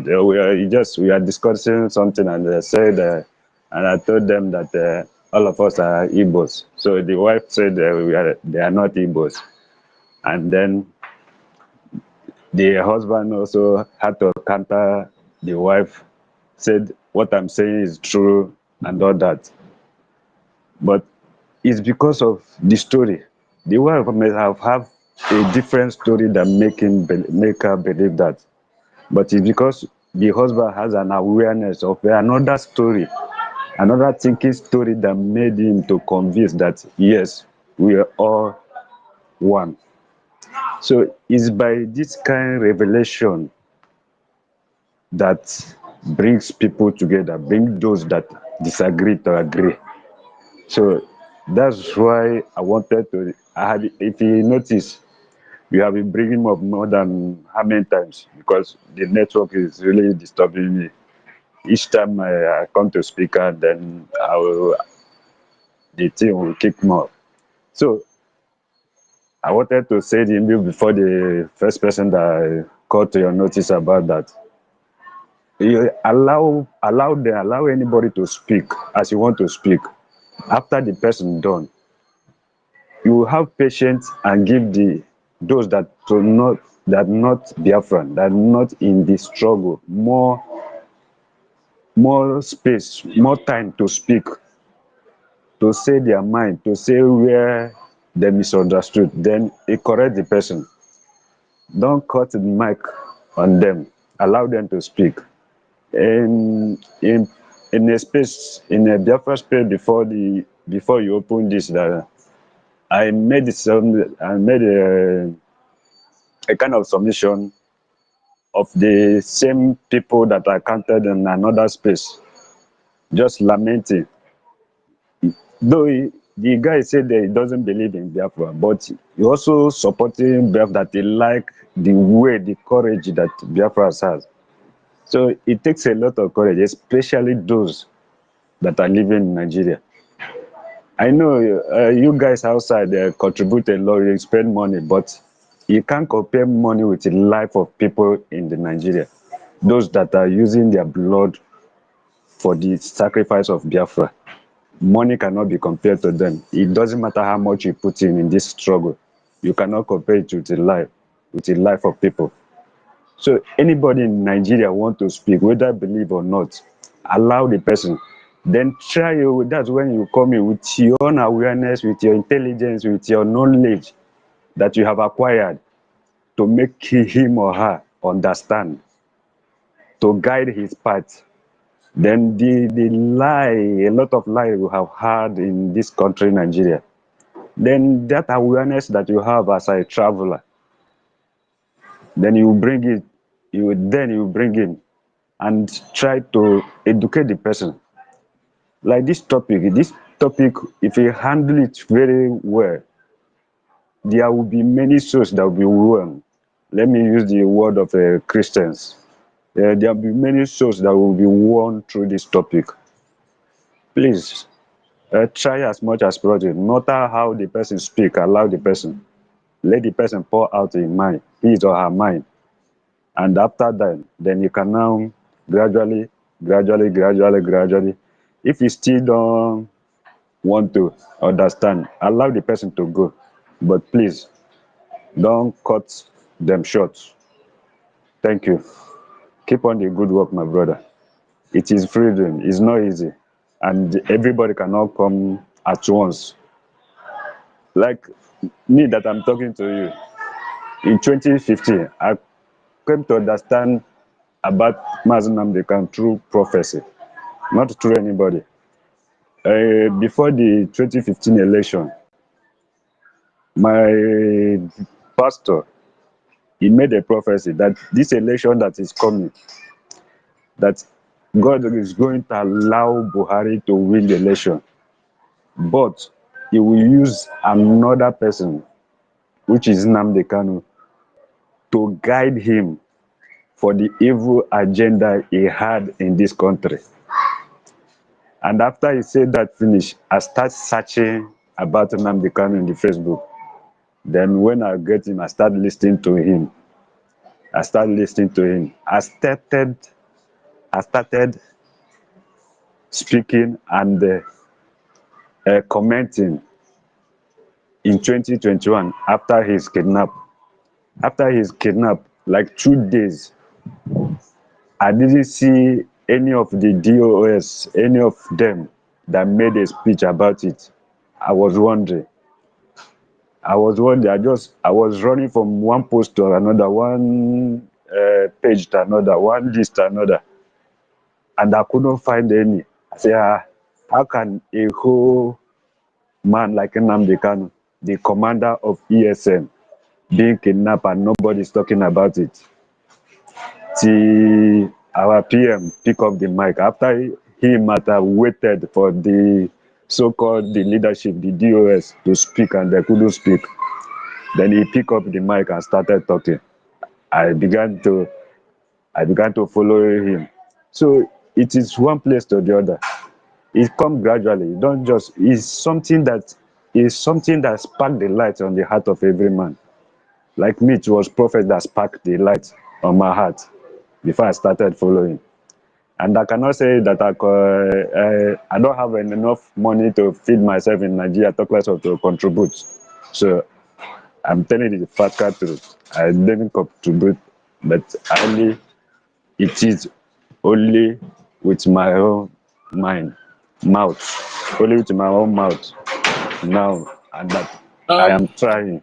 I'm My trying. brother, Yes, I want you to understand something.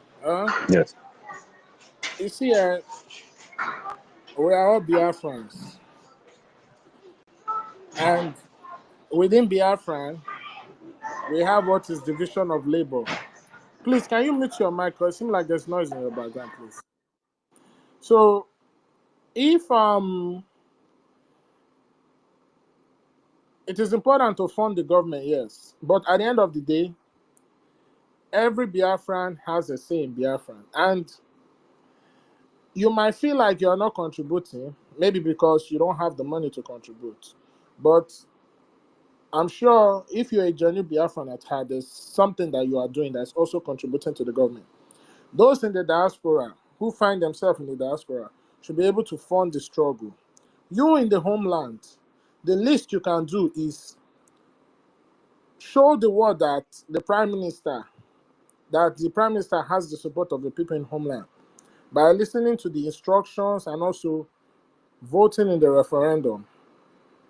While we have our brothers and sisters who are in our bushes fighting to defend Biafra land, we have the de facto government in homeland who is ensuring that there is a connection and a cohesion between the people in homeland and the Briggy, the government in exile. So everything that is going on right now, everybody's contributing in one way or the other. And I want to also use this medium to say that, yeah, about 3 people has inboxed me. So maybe definitely that means the way I reacted to the guy that I kicked out earlier wasn't the right way. But if he is here, please, he can come back and I'll give him the mic. Maybe I misunderstood you. So on this note, I will say I apologize. But if Elvin is here, you can come back, take the mic. But the thing I don't want is if I address a certain situation, please let's not go back to it. Let's move forward. There's so many things to talk about Biafra. And the last thing I want on this space is for us to be talking about what has happened. You understand? Maybe due to misunderstanding. So please let's move forward. I don't know. The last speaker, do you have something to say? Okay, thank Just you. just round And up in 30 seconds, please. all right. Emma, there's a day that said, Emma, wine came very bad. Mm. So, it is nice that you apologize. You know, when it comes to adults, you don't tell adult to keep quiet. You can only tell a kid to keep quiet and he will keep quiet. But if you don't allow the adult to speak and air his view, his or her view, he can't get a peace.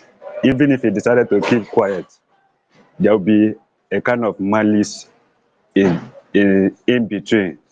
So he's not keeping quiet because he has agreed or he like what you said, but because okay, maybe feel like okay, you have upper hand, it will just ignore you, allow you to go. But in between, it has there's a malice being being established at that moment. So it is good, it is fine and good, and also well done for apologize to the person, and if you will listen, you will also it will come. Even if you don't come today, it will come next time.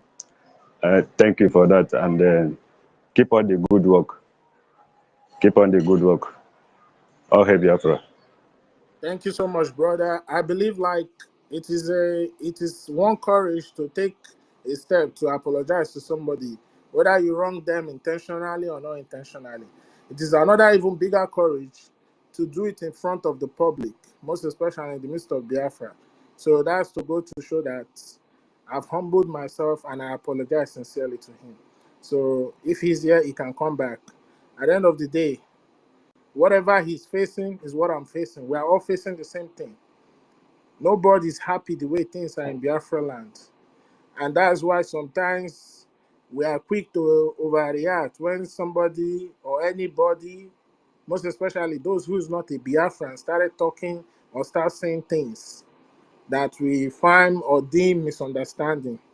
But anyway, I believe if he's here, like I say once again, making no vex. He can come back and make a submission. So on this note, I want to give United States. Please, United States, take the mic.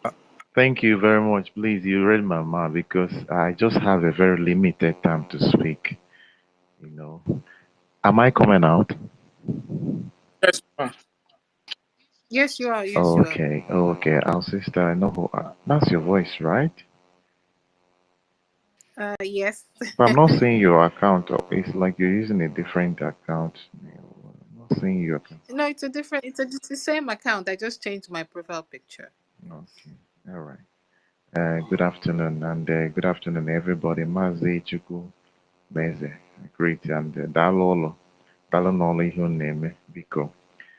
O nwere inu ndị Igbo otu ha sị na onye nọ n'ụlọ nọtara onye nọ n'ezi, onye nọ n'ezi nọtara onye nọ n'ụlọ. Ekere ọrụ eke. So the only thing is onye ọbụla na-arụ nke ọ na-arụ, whatever you're doing, make sure you are doing it well to the best of your ability.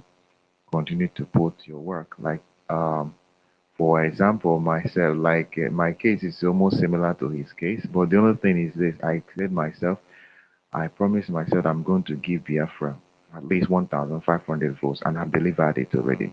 So, and I am doing more.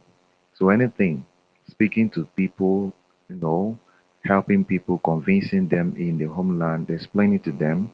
Even a lot of people who believe in Biafra, they have misunderstanding about Prime Minister Mazi Simon Ekpa and what he stands for, you know, because of a lot of lies told by the other side, you know, because they have the access to the radio Biafra, which a lot of our people in the homeland listen.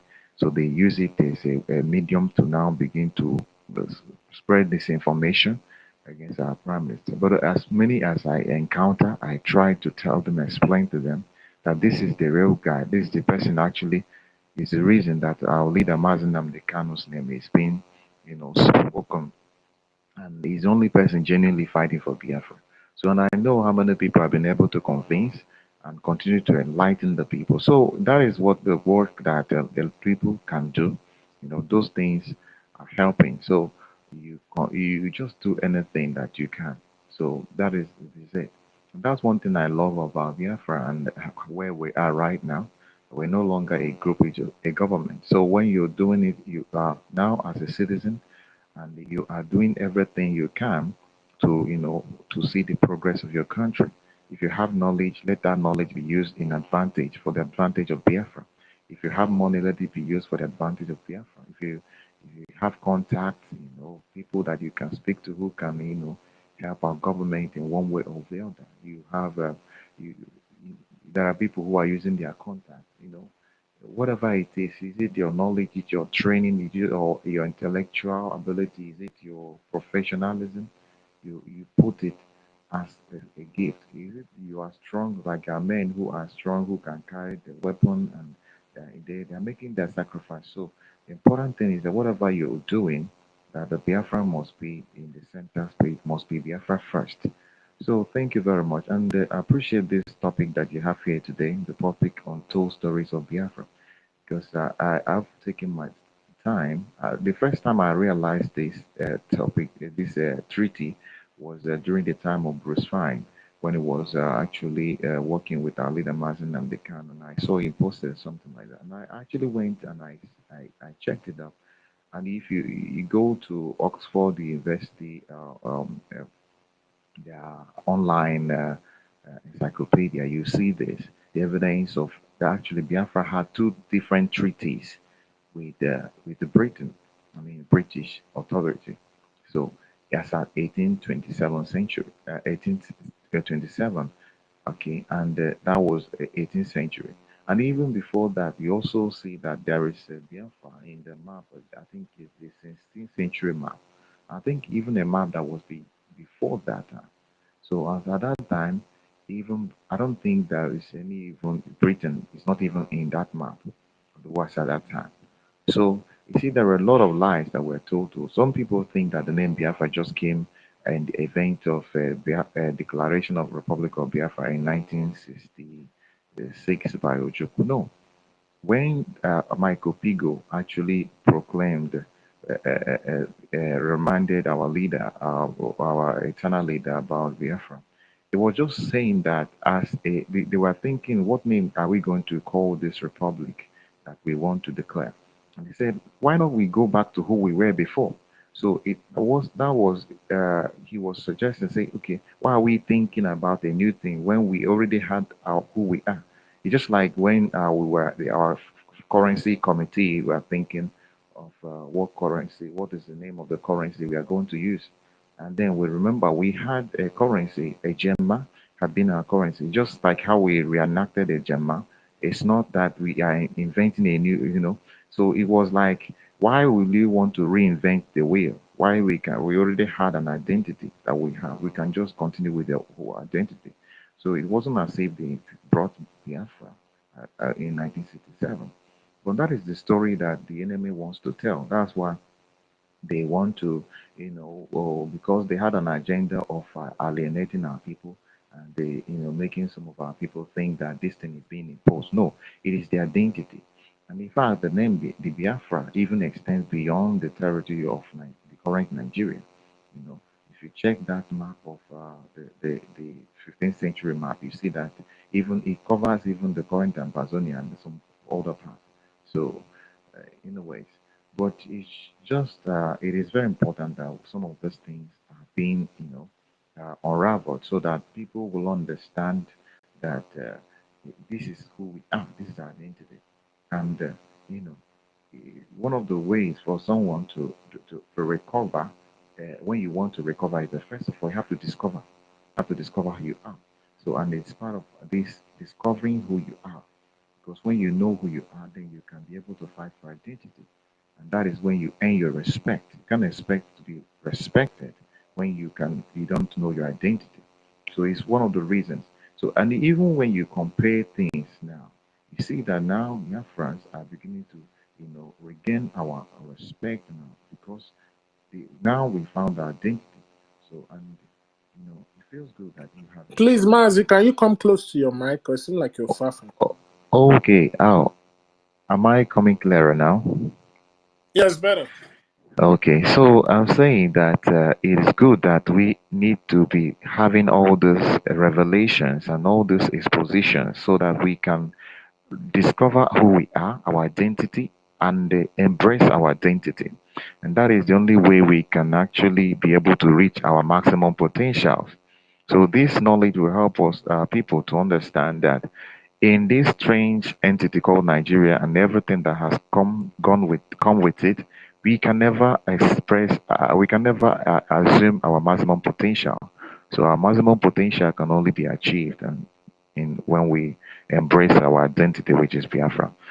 Thank you very much. Like I said, I have limited chance to speak, but it's always a pleasure to be here and to have these interactions. Thank you very much for giving me the opportunity to speak, and I yield my mic here.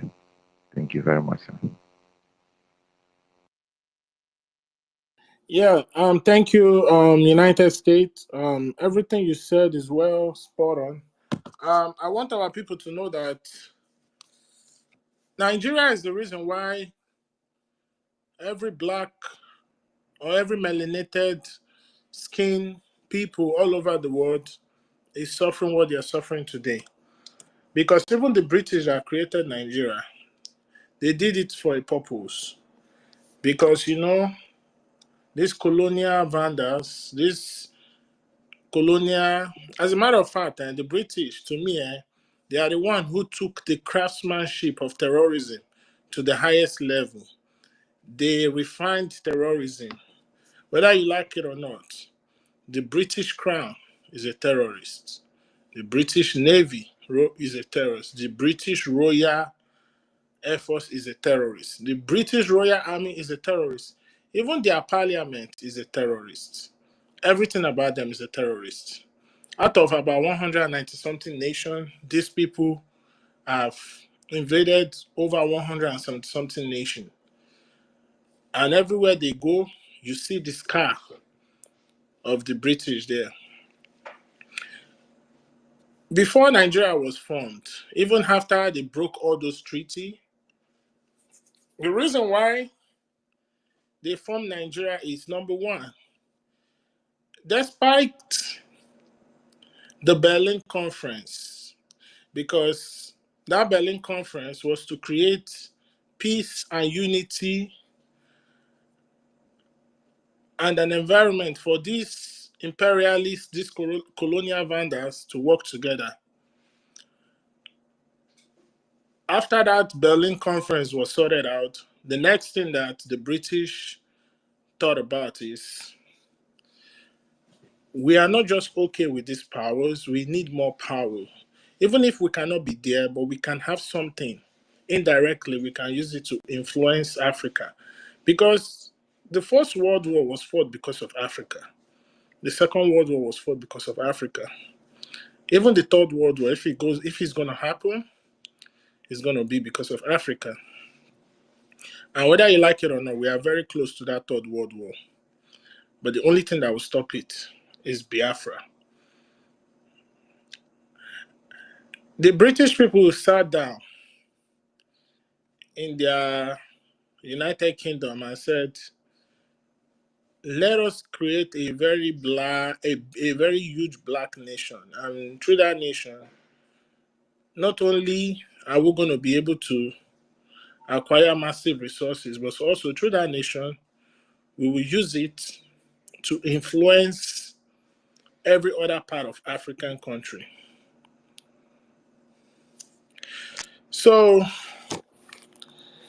they sat down together, gave you that name, Nigeria. I always ask my people, before you defend Nigeria, you need to ask yourself, what is the meaning of Nigeria? The etymology of that word, Nigeria. Nigeria, you can say, came from two words.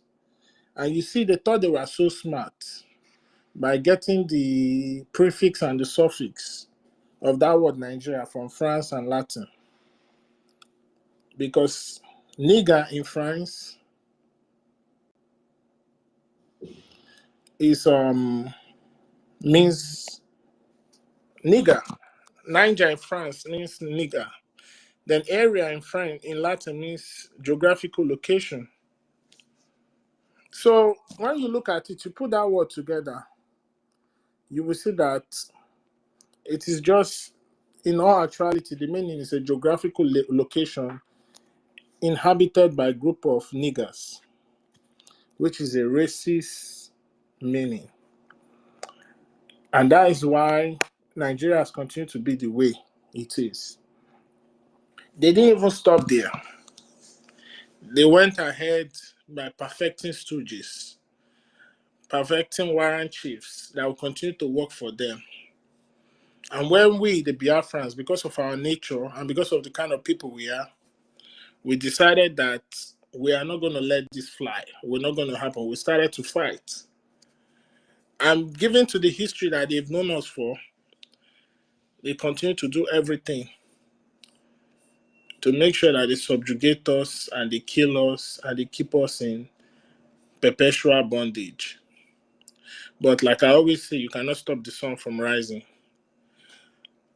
These people has created scars in our skin, in our DNA that can never be forgotten. And the only way to atone for all those things is for us to get Biafra. Because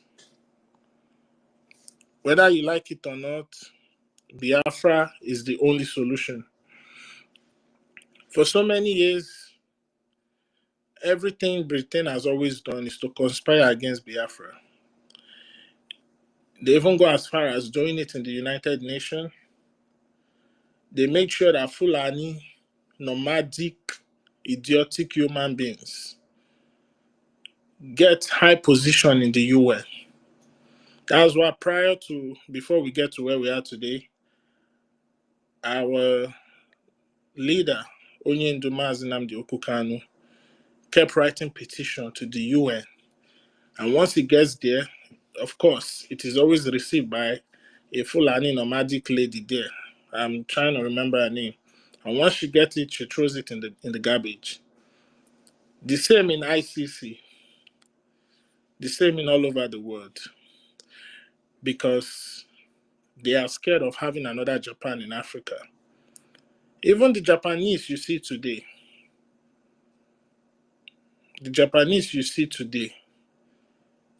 the early ancestors of the Japanese came from the Igbo people. We actually becoded the Japanese race that you see today. And it's not a coincidence that they are making the waves and wonders they are doing. Imagine our offspring doing such wonder in Southeast Asia. How much more of than their real fathers, which is Biafra. You see, Biafra is going to open up a lot of truth. Biafra is going to make us realize that for so long we have just been wallowing in ignorance. A time is going to come whereby when everything is being revealed, for now, if they think that they've seen anything, then they must be out of their minds because we are just entering into that era of awakening. By the time we are like 25 years into that era, they will understand that this thing, it's not going to be a joke anymore. And it is important that this freedom we are fighting is very important because Biafra freedom and liberation is a multidimensional healing. Why did I say that? Because the coming of Biafra is going to educate, is going to make us understand the people we are. Not only that, it's going to make us relearn history. It's going to make us appreciate who we are. It's going to guarantee us freedom. It's going to guarantee us peace, unity. You understand? And to those people who are saying that, oh, the way we are going about it is not the way, ask them which other way. How can you push the enemy away from your territory? How can you push the colonial vandals away from your territory, the invaders, the terrorists? You want to restructure the zoo. If you restructure Nigeria, are you going to restructure the terrorists? Are you going to stop them from moving from one end to the other? They tell you, oh, form a political system and get Biafra through the right ways by having your senators and all those gibberish jargons, politicians parading themselves in the name of their representing Biafrans. Then I ask them a question. Why will I form a political party within a foundation that has been faulty right from the very beginning? The beginning of corruption in Nigeria started with the British. From when they first rigged that first census in order to give the Northerners higher numbers in the parliament. And through those Northerners, they're going to be able to influence the affairs of Nigeria. Aside from that, they went ahead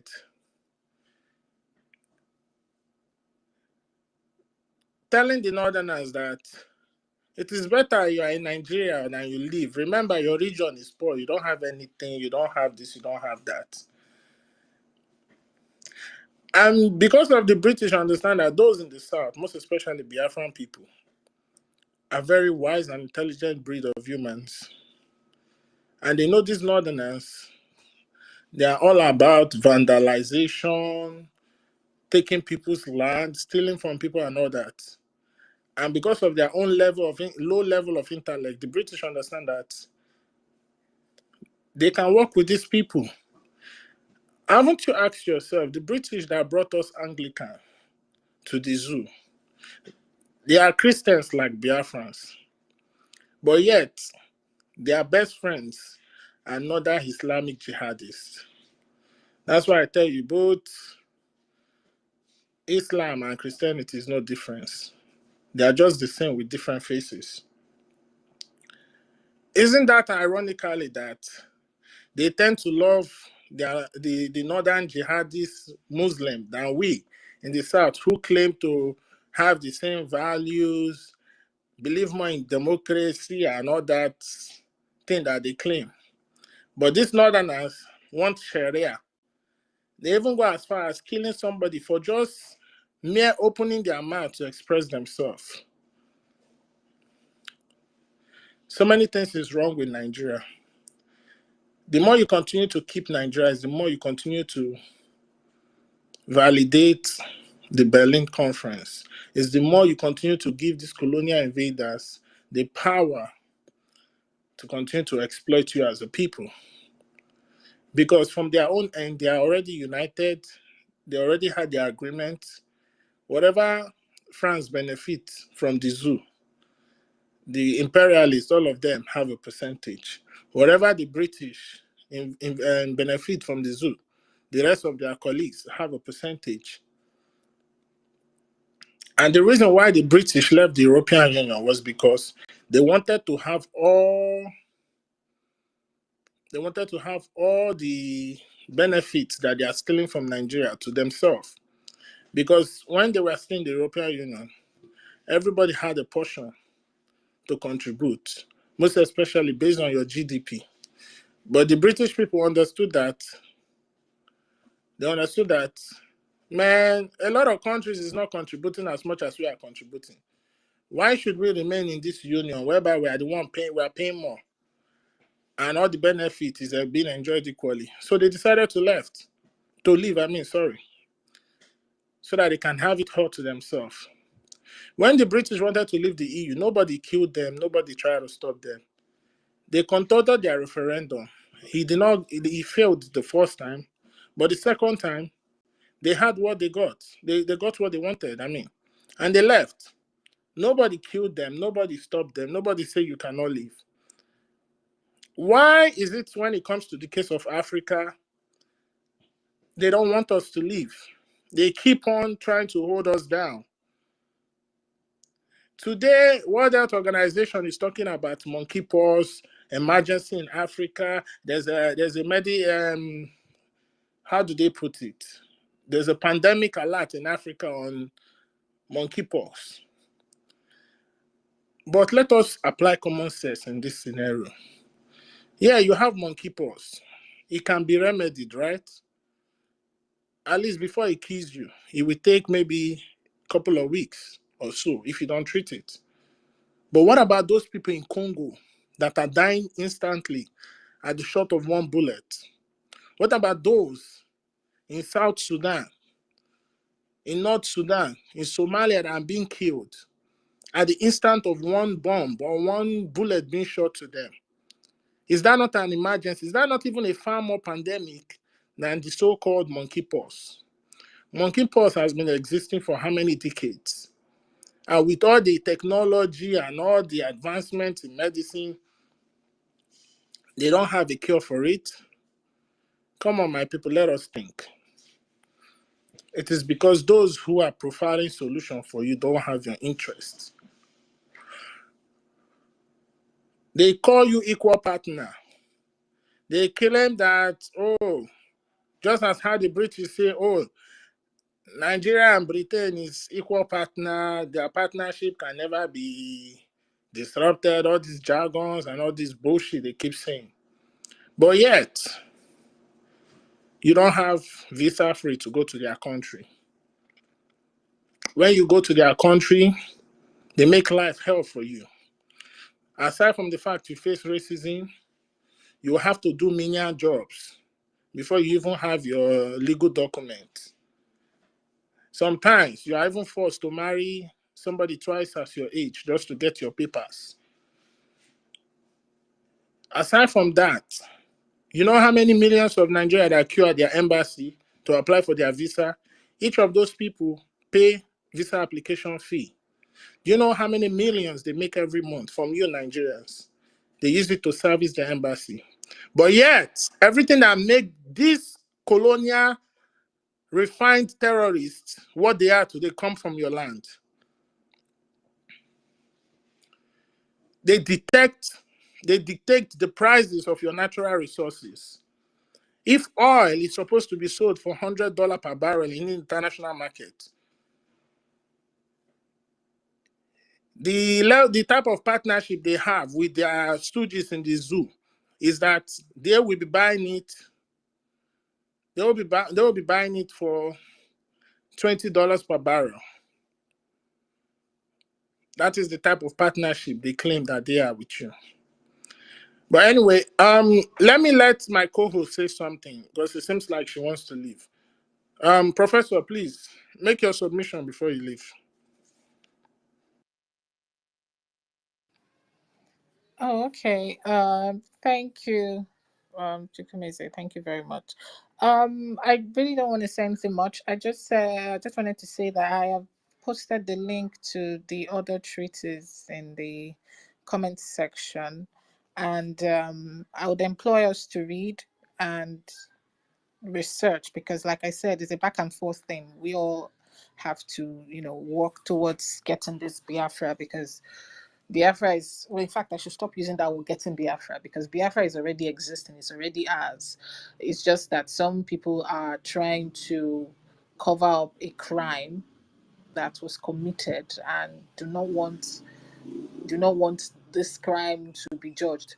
But I am happy that all these documents are out there and we'll find a way to get these documents because this, like my brother said earlier, this document would actually help prove to people and change that narrative that Biafra is some kind of Igbo, cultural thing. It is beyond that. This is a confederacy of people, of nations together coming to rule themselves under law and justice. And if we allow things like this get hidden and lost, we don't have a future. We won't have a future because all these things are the evidence of the crime committed not today, hundreds of years, hundreds. And it will teach us for the future not to trust certain people because I can understand that after a long time of back and forth wars, that was why we actually decided to sit down, not even trustworthy in the first place. Because I can assure you, they had it at the back of their mind what they wanted. If you read through all these treaties, I spent the whole night reading through different treaties, the ones with the Benin people, the ones with Oyo, all these people. You will find out that they started bringing all these things when things started changing for them. You know, they came into our region, saw a vast land. You can imagine that they went to war because of palm oil. Palm oil, the one that they sell cheap in your neighborhood, palm oil. That is why these people went to war, trying to colonize you because of palm oil and other things. Much is in our land because we don't even have access to those things. We don't even know the treaty they signed with the so-called people who um who are so-called the Nigerians that they signed this treaty with. Because as far as I'm concerned, they will not come out fully, especially when they know that they are in fault, as in they are the one at fault. Going back on a written document and at the same time trying to hide that document from people that is supposed to be a public document. Go and look at the Declaration of Independence of the United States. Even as far as the treaty they signed with the so-called United States, it is a public document. You can get access to it. How come you cannot get access to this one? So it means there is actually something that they are not letting us know and they don't want us to know, because Biafra is beyond just what they are trying to paint Sorry, it and as. sorry for interjecting. Can you hear me? Sorry. Yes, I can hear you. It is now that I got to understand why they started the propaganda that our red oil is not good for the body and all that. I think like 20 years ago, Yeah. when 20 years ago when Yes, they started with. yeah, when I stayed in London, so I was hearing that.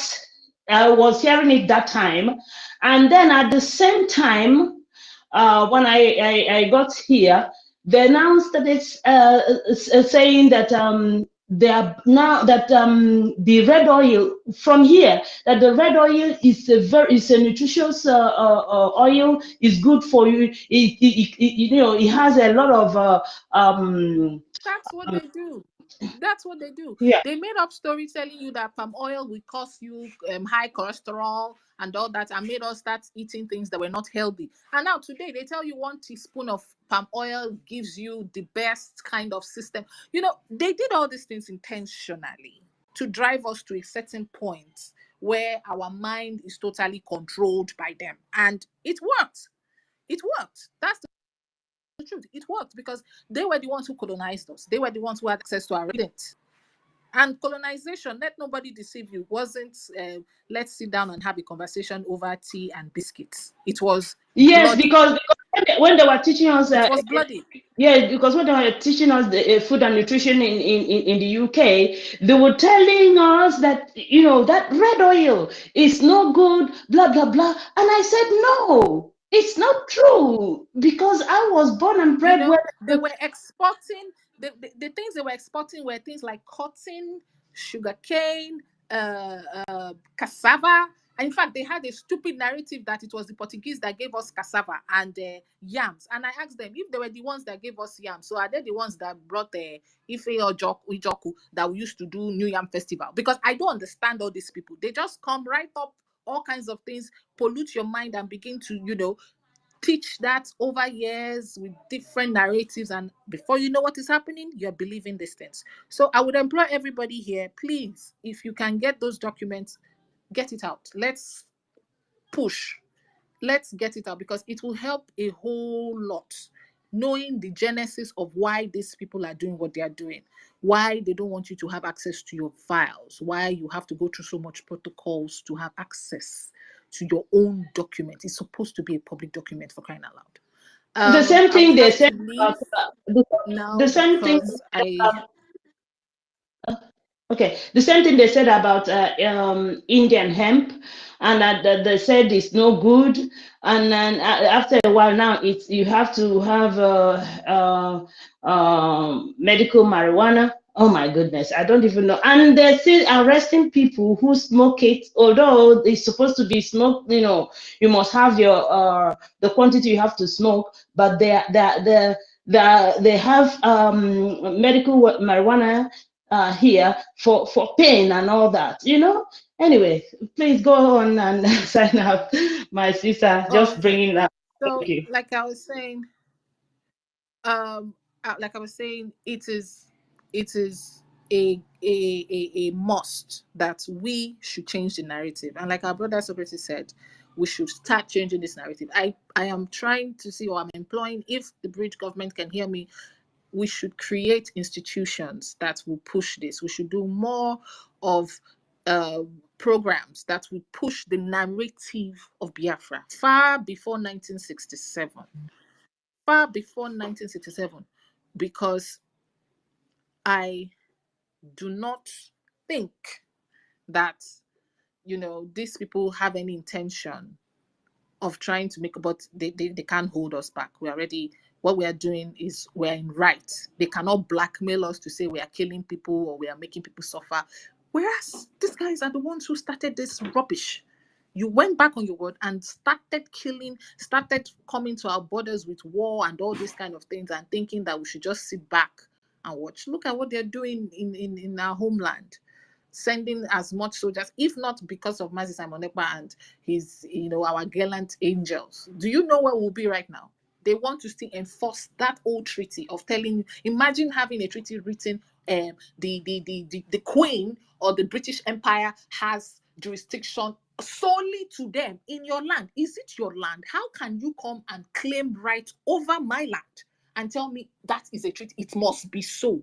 We should protect that, basically turn us into watchdogs to watch over our properties for you while you drill and do everything possible to milk us dry. If not the fact that the land is created by the Most High and we don't know the source and the end of it. By now, do you know how wretched we will be? Because these people will sit down there, stretch their pipe, and just continue sucking every mineral resources they can find, from palm oil to cotton to even silk. Okay, now, do you know that your country, Biafra, produced silk? We were one of the top producers of silk till today. Now you go to the market to go and be buying Indian silk and Romanian silk and all this. Meanwhile, your country was one of the best silk producers across Africa. Do you know that? Today, where is your silk market? Where is it? You can't find it. Sorry, It's gone. the silk that generate annually almost 6 point something billions of dollars. They close it. Thank you. Where is that document? Where is that revenue going to? You don't even know where it is. They've shut that place down. They blocked your mind. The only thing you think of, the only thing they let you know is, oh, they sell your oil. My brothers and sisters, they are taking more beyond oil and gas. And they don't want you to know. And that is why they have hidden those treaties, because those treaties have information that they know they cannot do without. My people, I have to leave you for now. I leave you in good hands of my brother Chukwumeze. Something came up, but I'll come back. If the space is still up, I will be here. Thank you very much. And Chukwu Okike Abiyama bless every one of us as we fight the battle of truth. And please, very importantly, fund this government, because with your funds, we will push more and more. Fund this government as much as you can, as little as you have. Fund the government. We need those funds to push back. Thank you very much, and Chukwu Okike bless you. Please, my sister, before you go, please. I think I wouldn't say you shouldn't go where you want to go.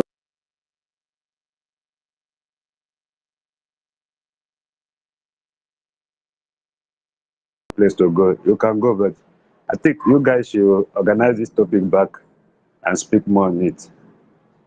Thank you. All right, thank you so much, brother. There, thank you, our professor Eloho. She left. Thank you so much for coming here today. Brian, please take the mic. Yeah, thank you. I just want to throw more liberation on based on what I know said. Understand? Yeah, you know what?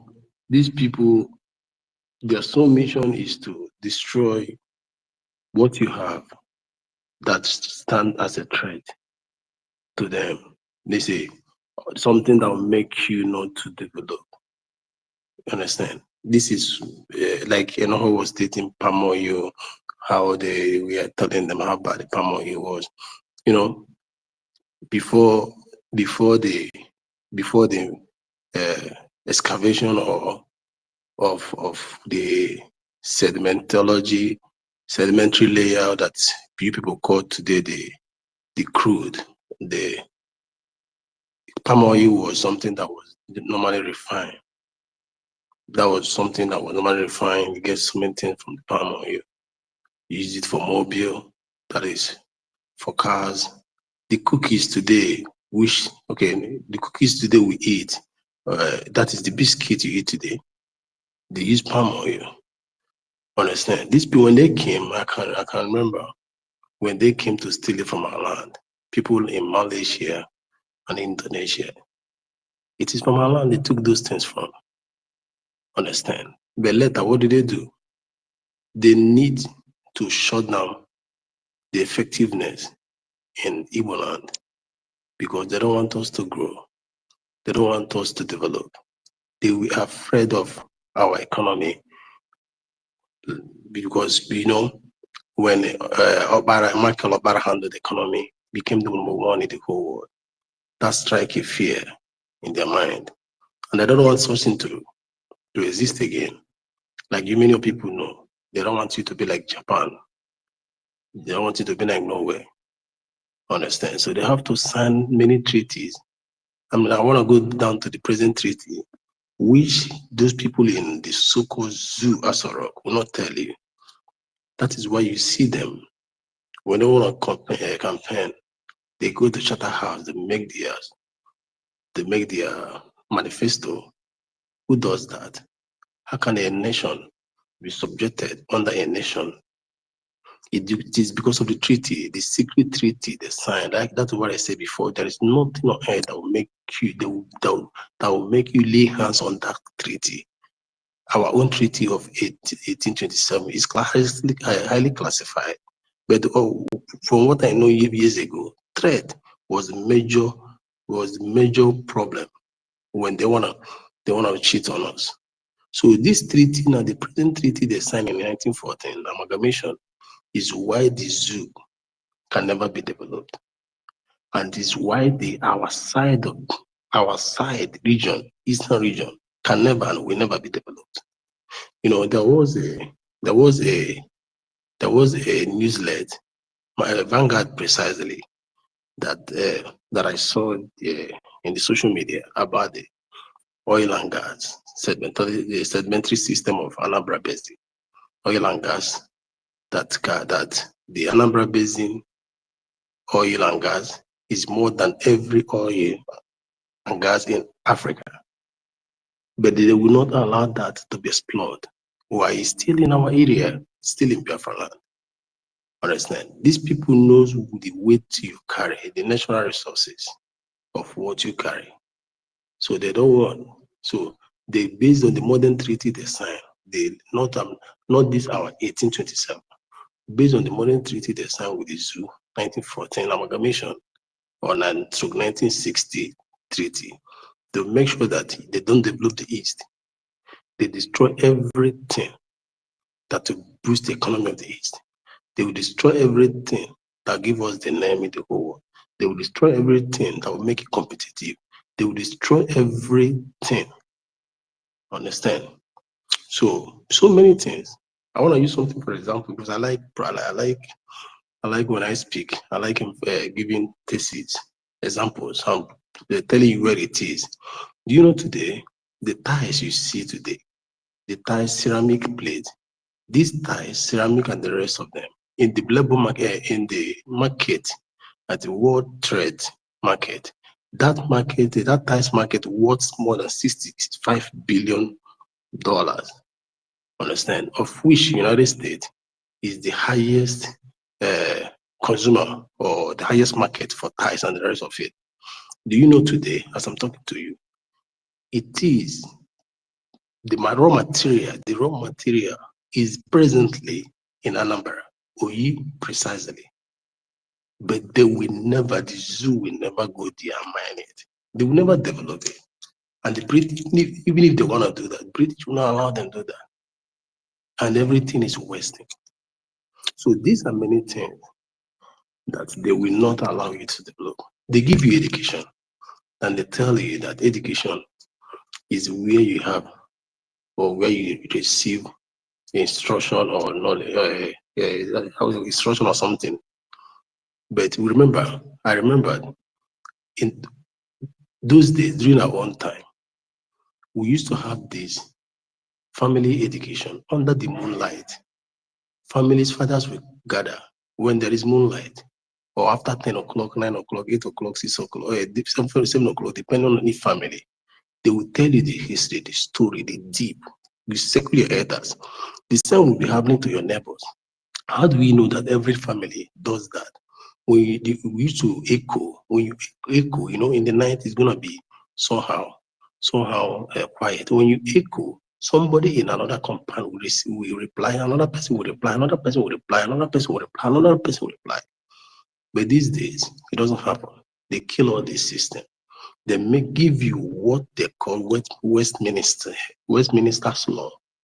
That is the system, Westminster system of government or whatever. They brought the law. The law you study today is them that brought it. Wherever British go, wherever they pass, whichever road the British pass, they destroy the road. Whichever path they pass, they destroy the path. They put their own. The English you speak today is not British that owns it. English is gotten from the Latin word. So when the British got that word from the English from Latin, what they do? They destroy Latin. They make English a living franca to the whole world. Understand? Common language to the whole world. So this is what these people are. The evil they play. And the worst part of it, is that no law will challenge these people. No court will challenge these people. And have you asked yourself why our case has not been tabled in ICC? He can never table the genocidal war of Biafra in ICC, of the British played the role. Why can't you table this? Because the royal house, that is the British royal house, can never be summoned in the court. There can never be poison. These are the rights. This is the power they possesses. They are above the law. The Queen. Let me use the name some people are used to. The late Queen Elizabeth, as the head of the royal palace, can never be summoned to the law. She is the law. Understand?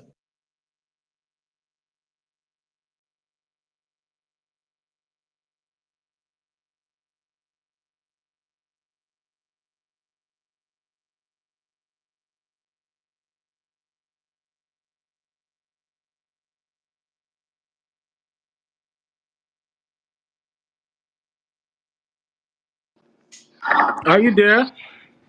Brian, are you still there? Yeah, I'm here. We cannot hear from. I'm here. We can't hear from him again. Can you people hear me? Oh yeah, you're coming out. Please, can you run? Yeah, we can hear you. Okay, Now. can you round up in 2 minutes? Okay. So this is the power. This is the power the British possesses, and they use to suppress the world. Understand? You can't take them to the court. You can't take that royal house to the court. That their house. You can't take it to the court. They are law. They are a court. Understand? Like the Chukwumareze said about the Anglican. They are the lead. They are the church of Anglican, the church of Canterbury. They are the church themselves. They are the leader. So this is some of the things they have taken over, of which they are fighting for Biafra not to come, but Biafra has come. because Biafra, we have the right of itself. Because just like modern African countries, they believe they claim to be free when they're not free. No African is free. They were just given freedom. But they're not free. Thank you. Yeah, thank you so much. Am I coming out? If you can hear me, please give me a thumbs up. Yeah, go on, I can hear you. Yeah. Thank you, our brother Brian. You see, everything is well spot on. And like I say, Biafra is our only solution. The coming of Biafra means a stop to so many things.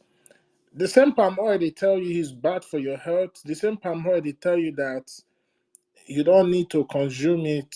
But do you know that most cosmetic companies, the likes of L'Oreal, all these big cosmetic companies, one of the major ingredients they use in their products is from palm oil, most especially the palm kernel seed, the palm kernel oil. So they tell you all these things because they're trying to always hide, they try to hide the vital information you need to know because they know that once you know about that thing, you can make revenue from it. But they don't want you to. Just like today now, they tell you they are moving towards green energy, green energy, green energy, because they understand what is going on with oil. All these things they do is always an agenda. These people don't do things without an agenda. Everything they do is because of an agenda. Coming of Biafra will put a stop to only everything. It will be the beginning of freedom for the whole black race. It will convert Africa from a consumer nation into a productive nation. Therefore, all those their waste products that they always ship down to Africa to sell to you, like their Okri cars, their Tokumbo cars, or their used spare parts, that market automatically will close. And it is very, very laughable that everything that they use in making what they sell to us today is because of they get it from our land. And do you know that these people go as far as having an MOU with all these 2Gs to tell you that you cannot produce anything. Everything you will use, they have to produce it for you. They And will sell it back produce. to you as well. Yeah, they will produce. They will steal it. They will steal the raw material at a very low rate, at a very next to nothing price. They will produce it, bring it back to you, and sell it at high price. The coming of Biafra will give a lot of our people in diaspora a relief, a stress relief. All that period of you having to do 2, 3, 4 jobs, that's if you decide to stay in the diaspora, you will not have to do that anymore because the government of Biafra will create an enabling environment. Even those in back home will be so busy working. People will have jobs to do because our leader says it's going to take us 75 years to build Biafra. So there's going to be a lot of job to do.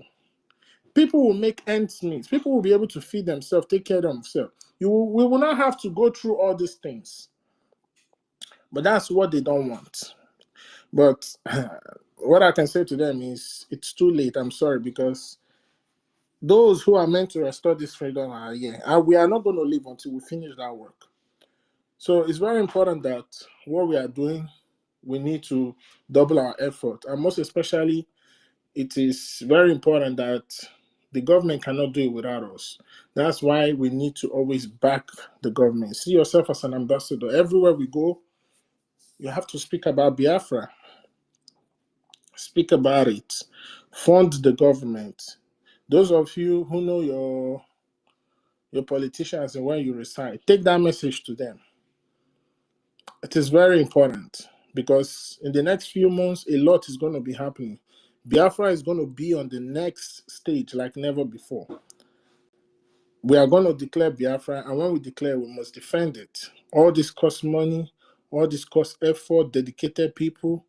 So everybody needs to come on board. Let me give our brother Ben Chooks the mic, please. And like we all know, today is fundraising, so I will be winding the space down maybe in the next 30 minutes so that we all can go and prepare for our fundraising. So Ben Chooks, you have the mic, please. Thank you so much, Mazi Chukuma. Thank you for this wonderful day. You know, Many Biafrans doesn't know that we have a formidable vision leader, a leader who has a vision, like Mazin Namdekano and the PM. You see, in most of his teachings, he led many things, like what the topic of untold stories. Do you know why they tried to bring Dr. Michael Opara down? It's because Biafra is growing to the extent that British will not see even our back during his time. What do we have in the East, in Biafra land? Palm oil. Palm oil, coal. And all these things are very, very, very vital till tomorrow.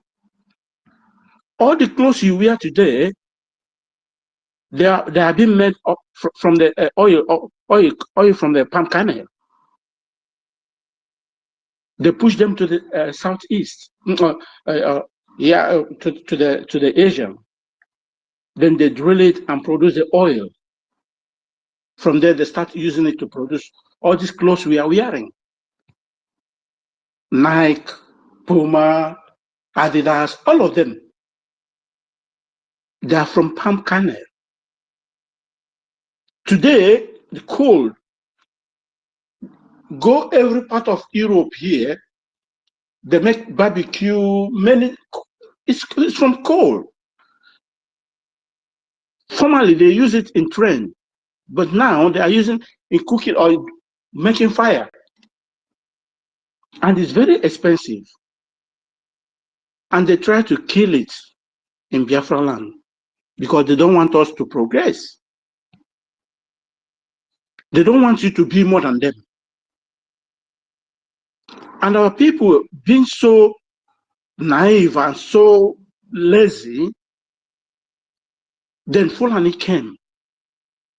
British told them, this is what you have, these people have. Okay. Find a way in bringing them down. And they keep on doing it. These are untold stories. Some people doesn't know why they don't want Biafra to strive. But this time around. Okay, Biafrans, we are going to end it because our fundraising is coming right now. Make sure you share the flyer, share it everywhere you see it. God bless Biafrans all over the world. God bless our leader, Mazen Nandekano. God bless our PM, BLA, Biafra government, and everybody. Ada Biafra.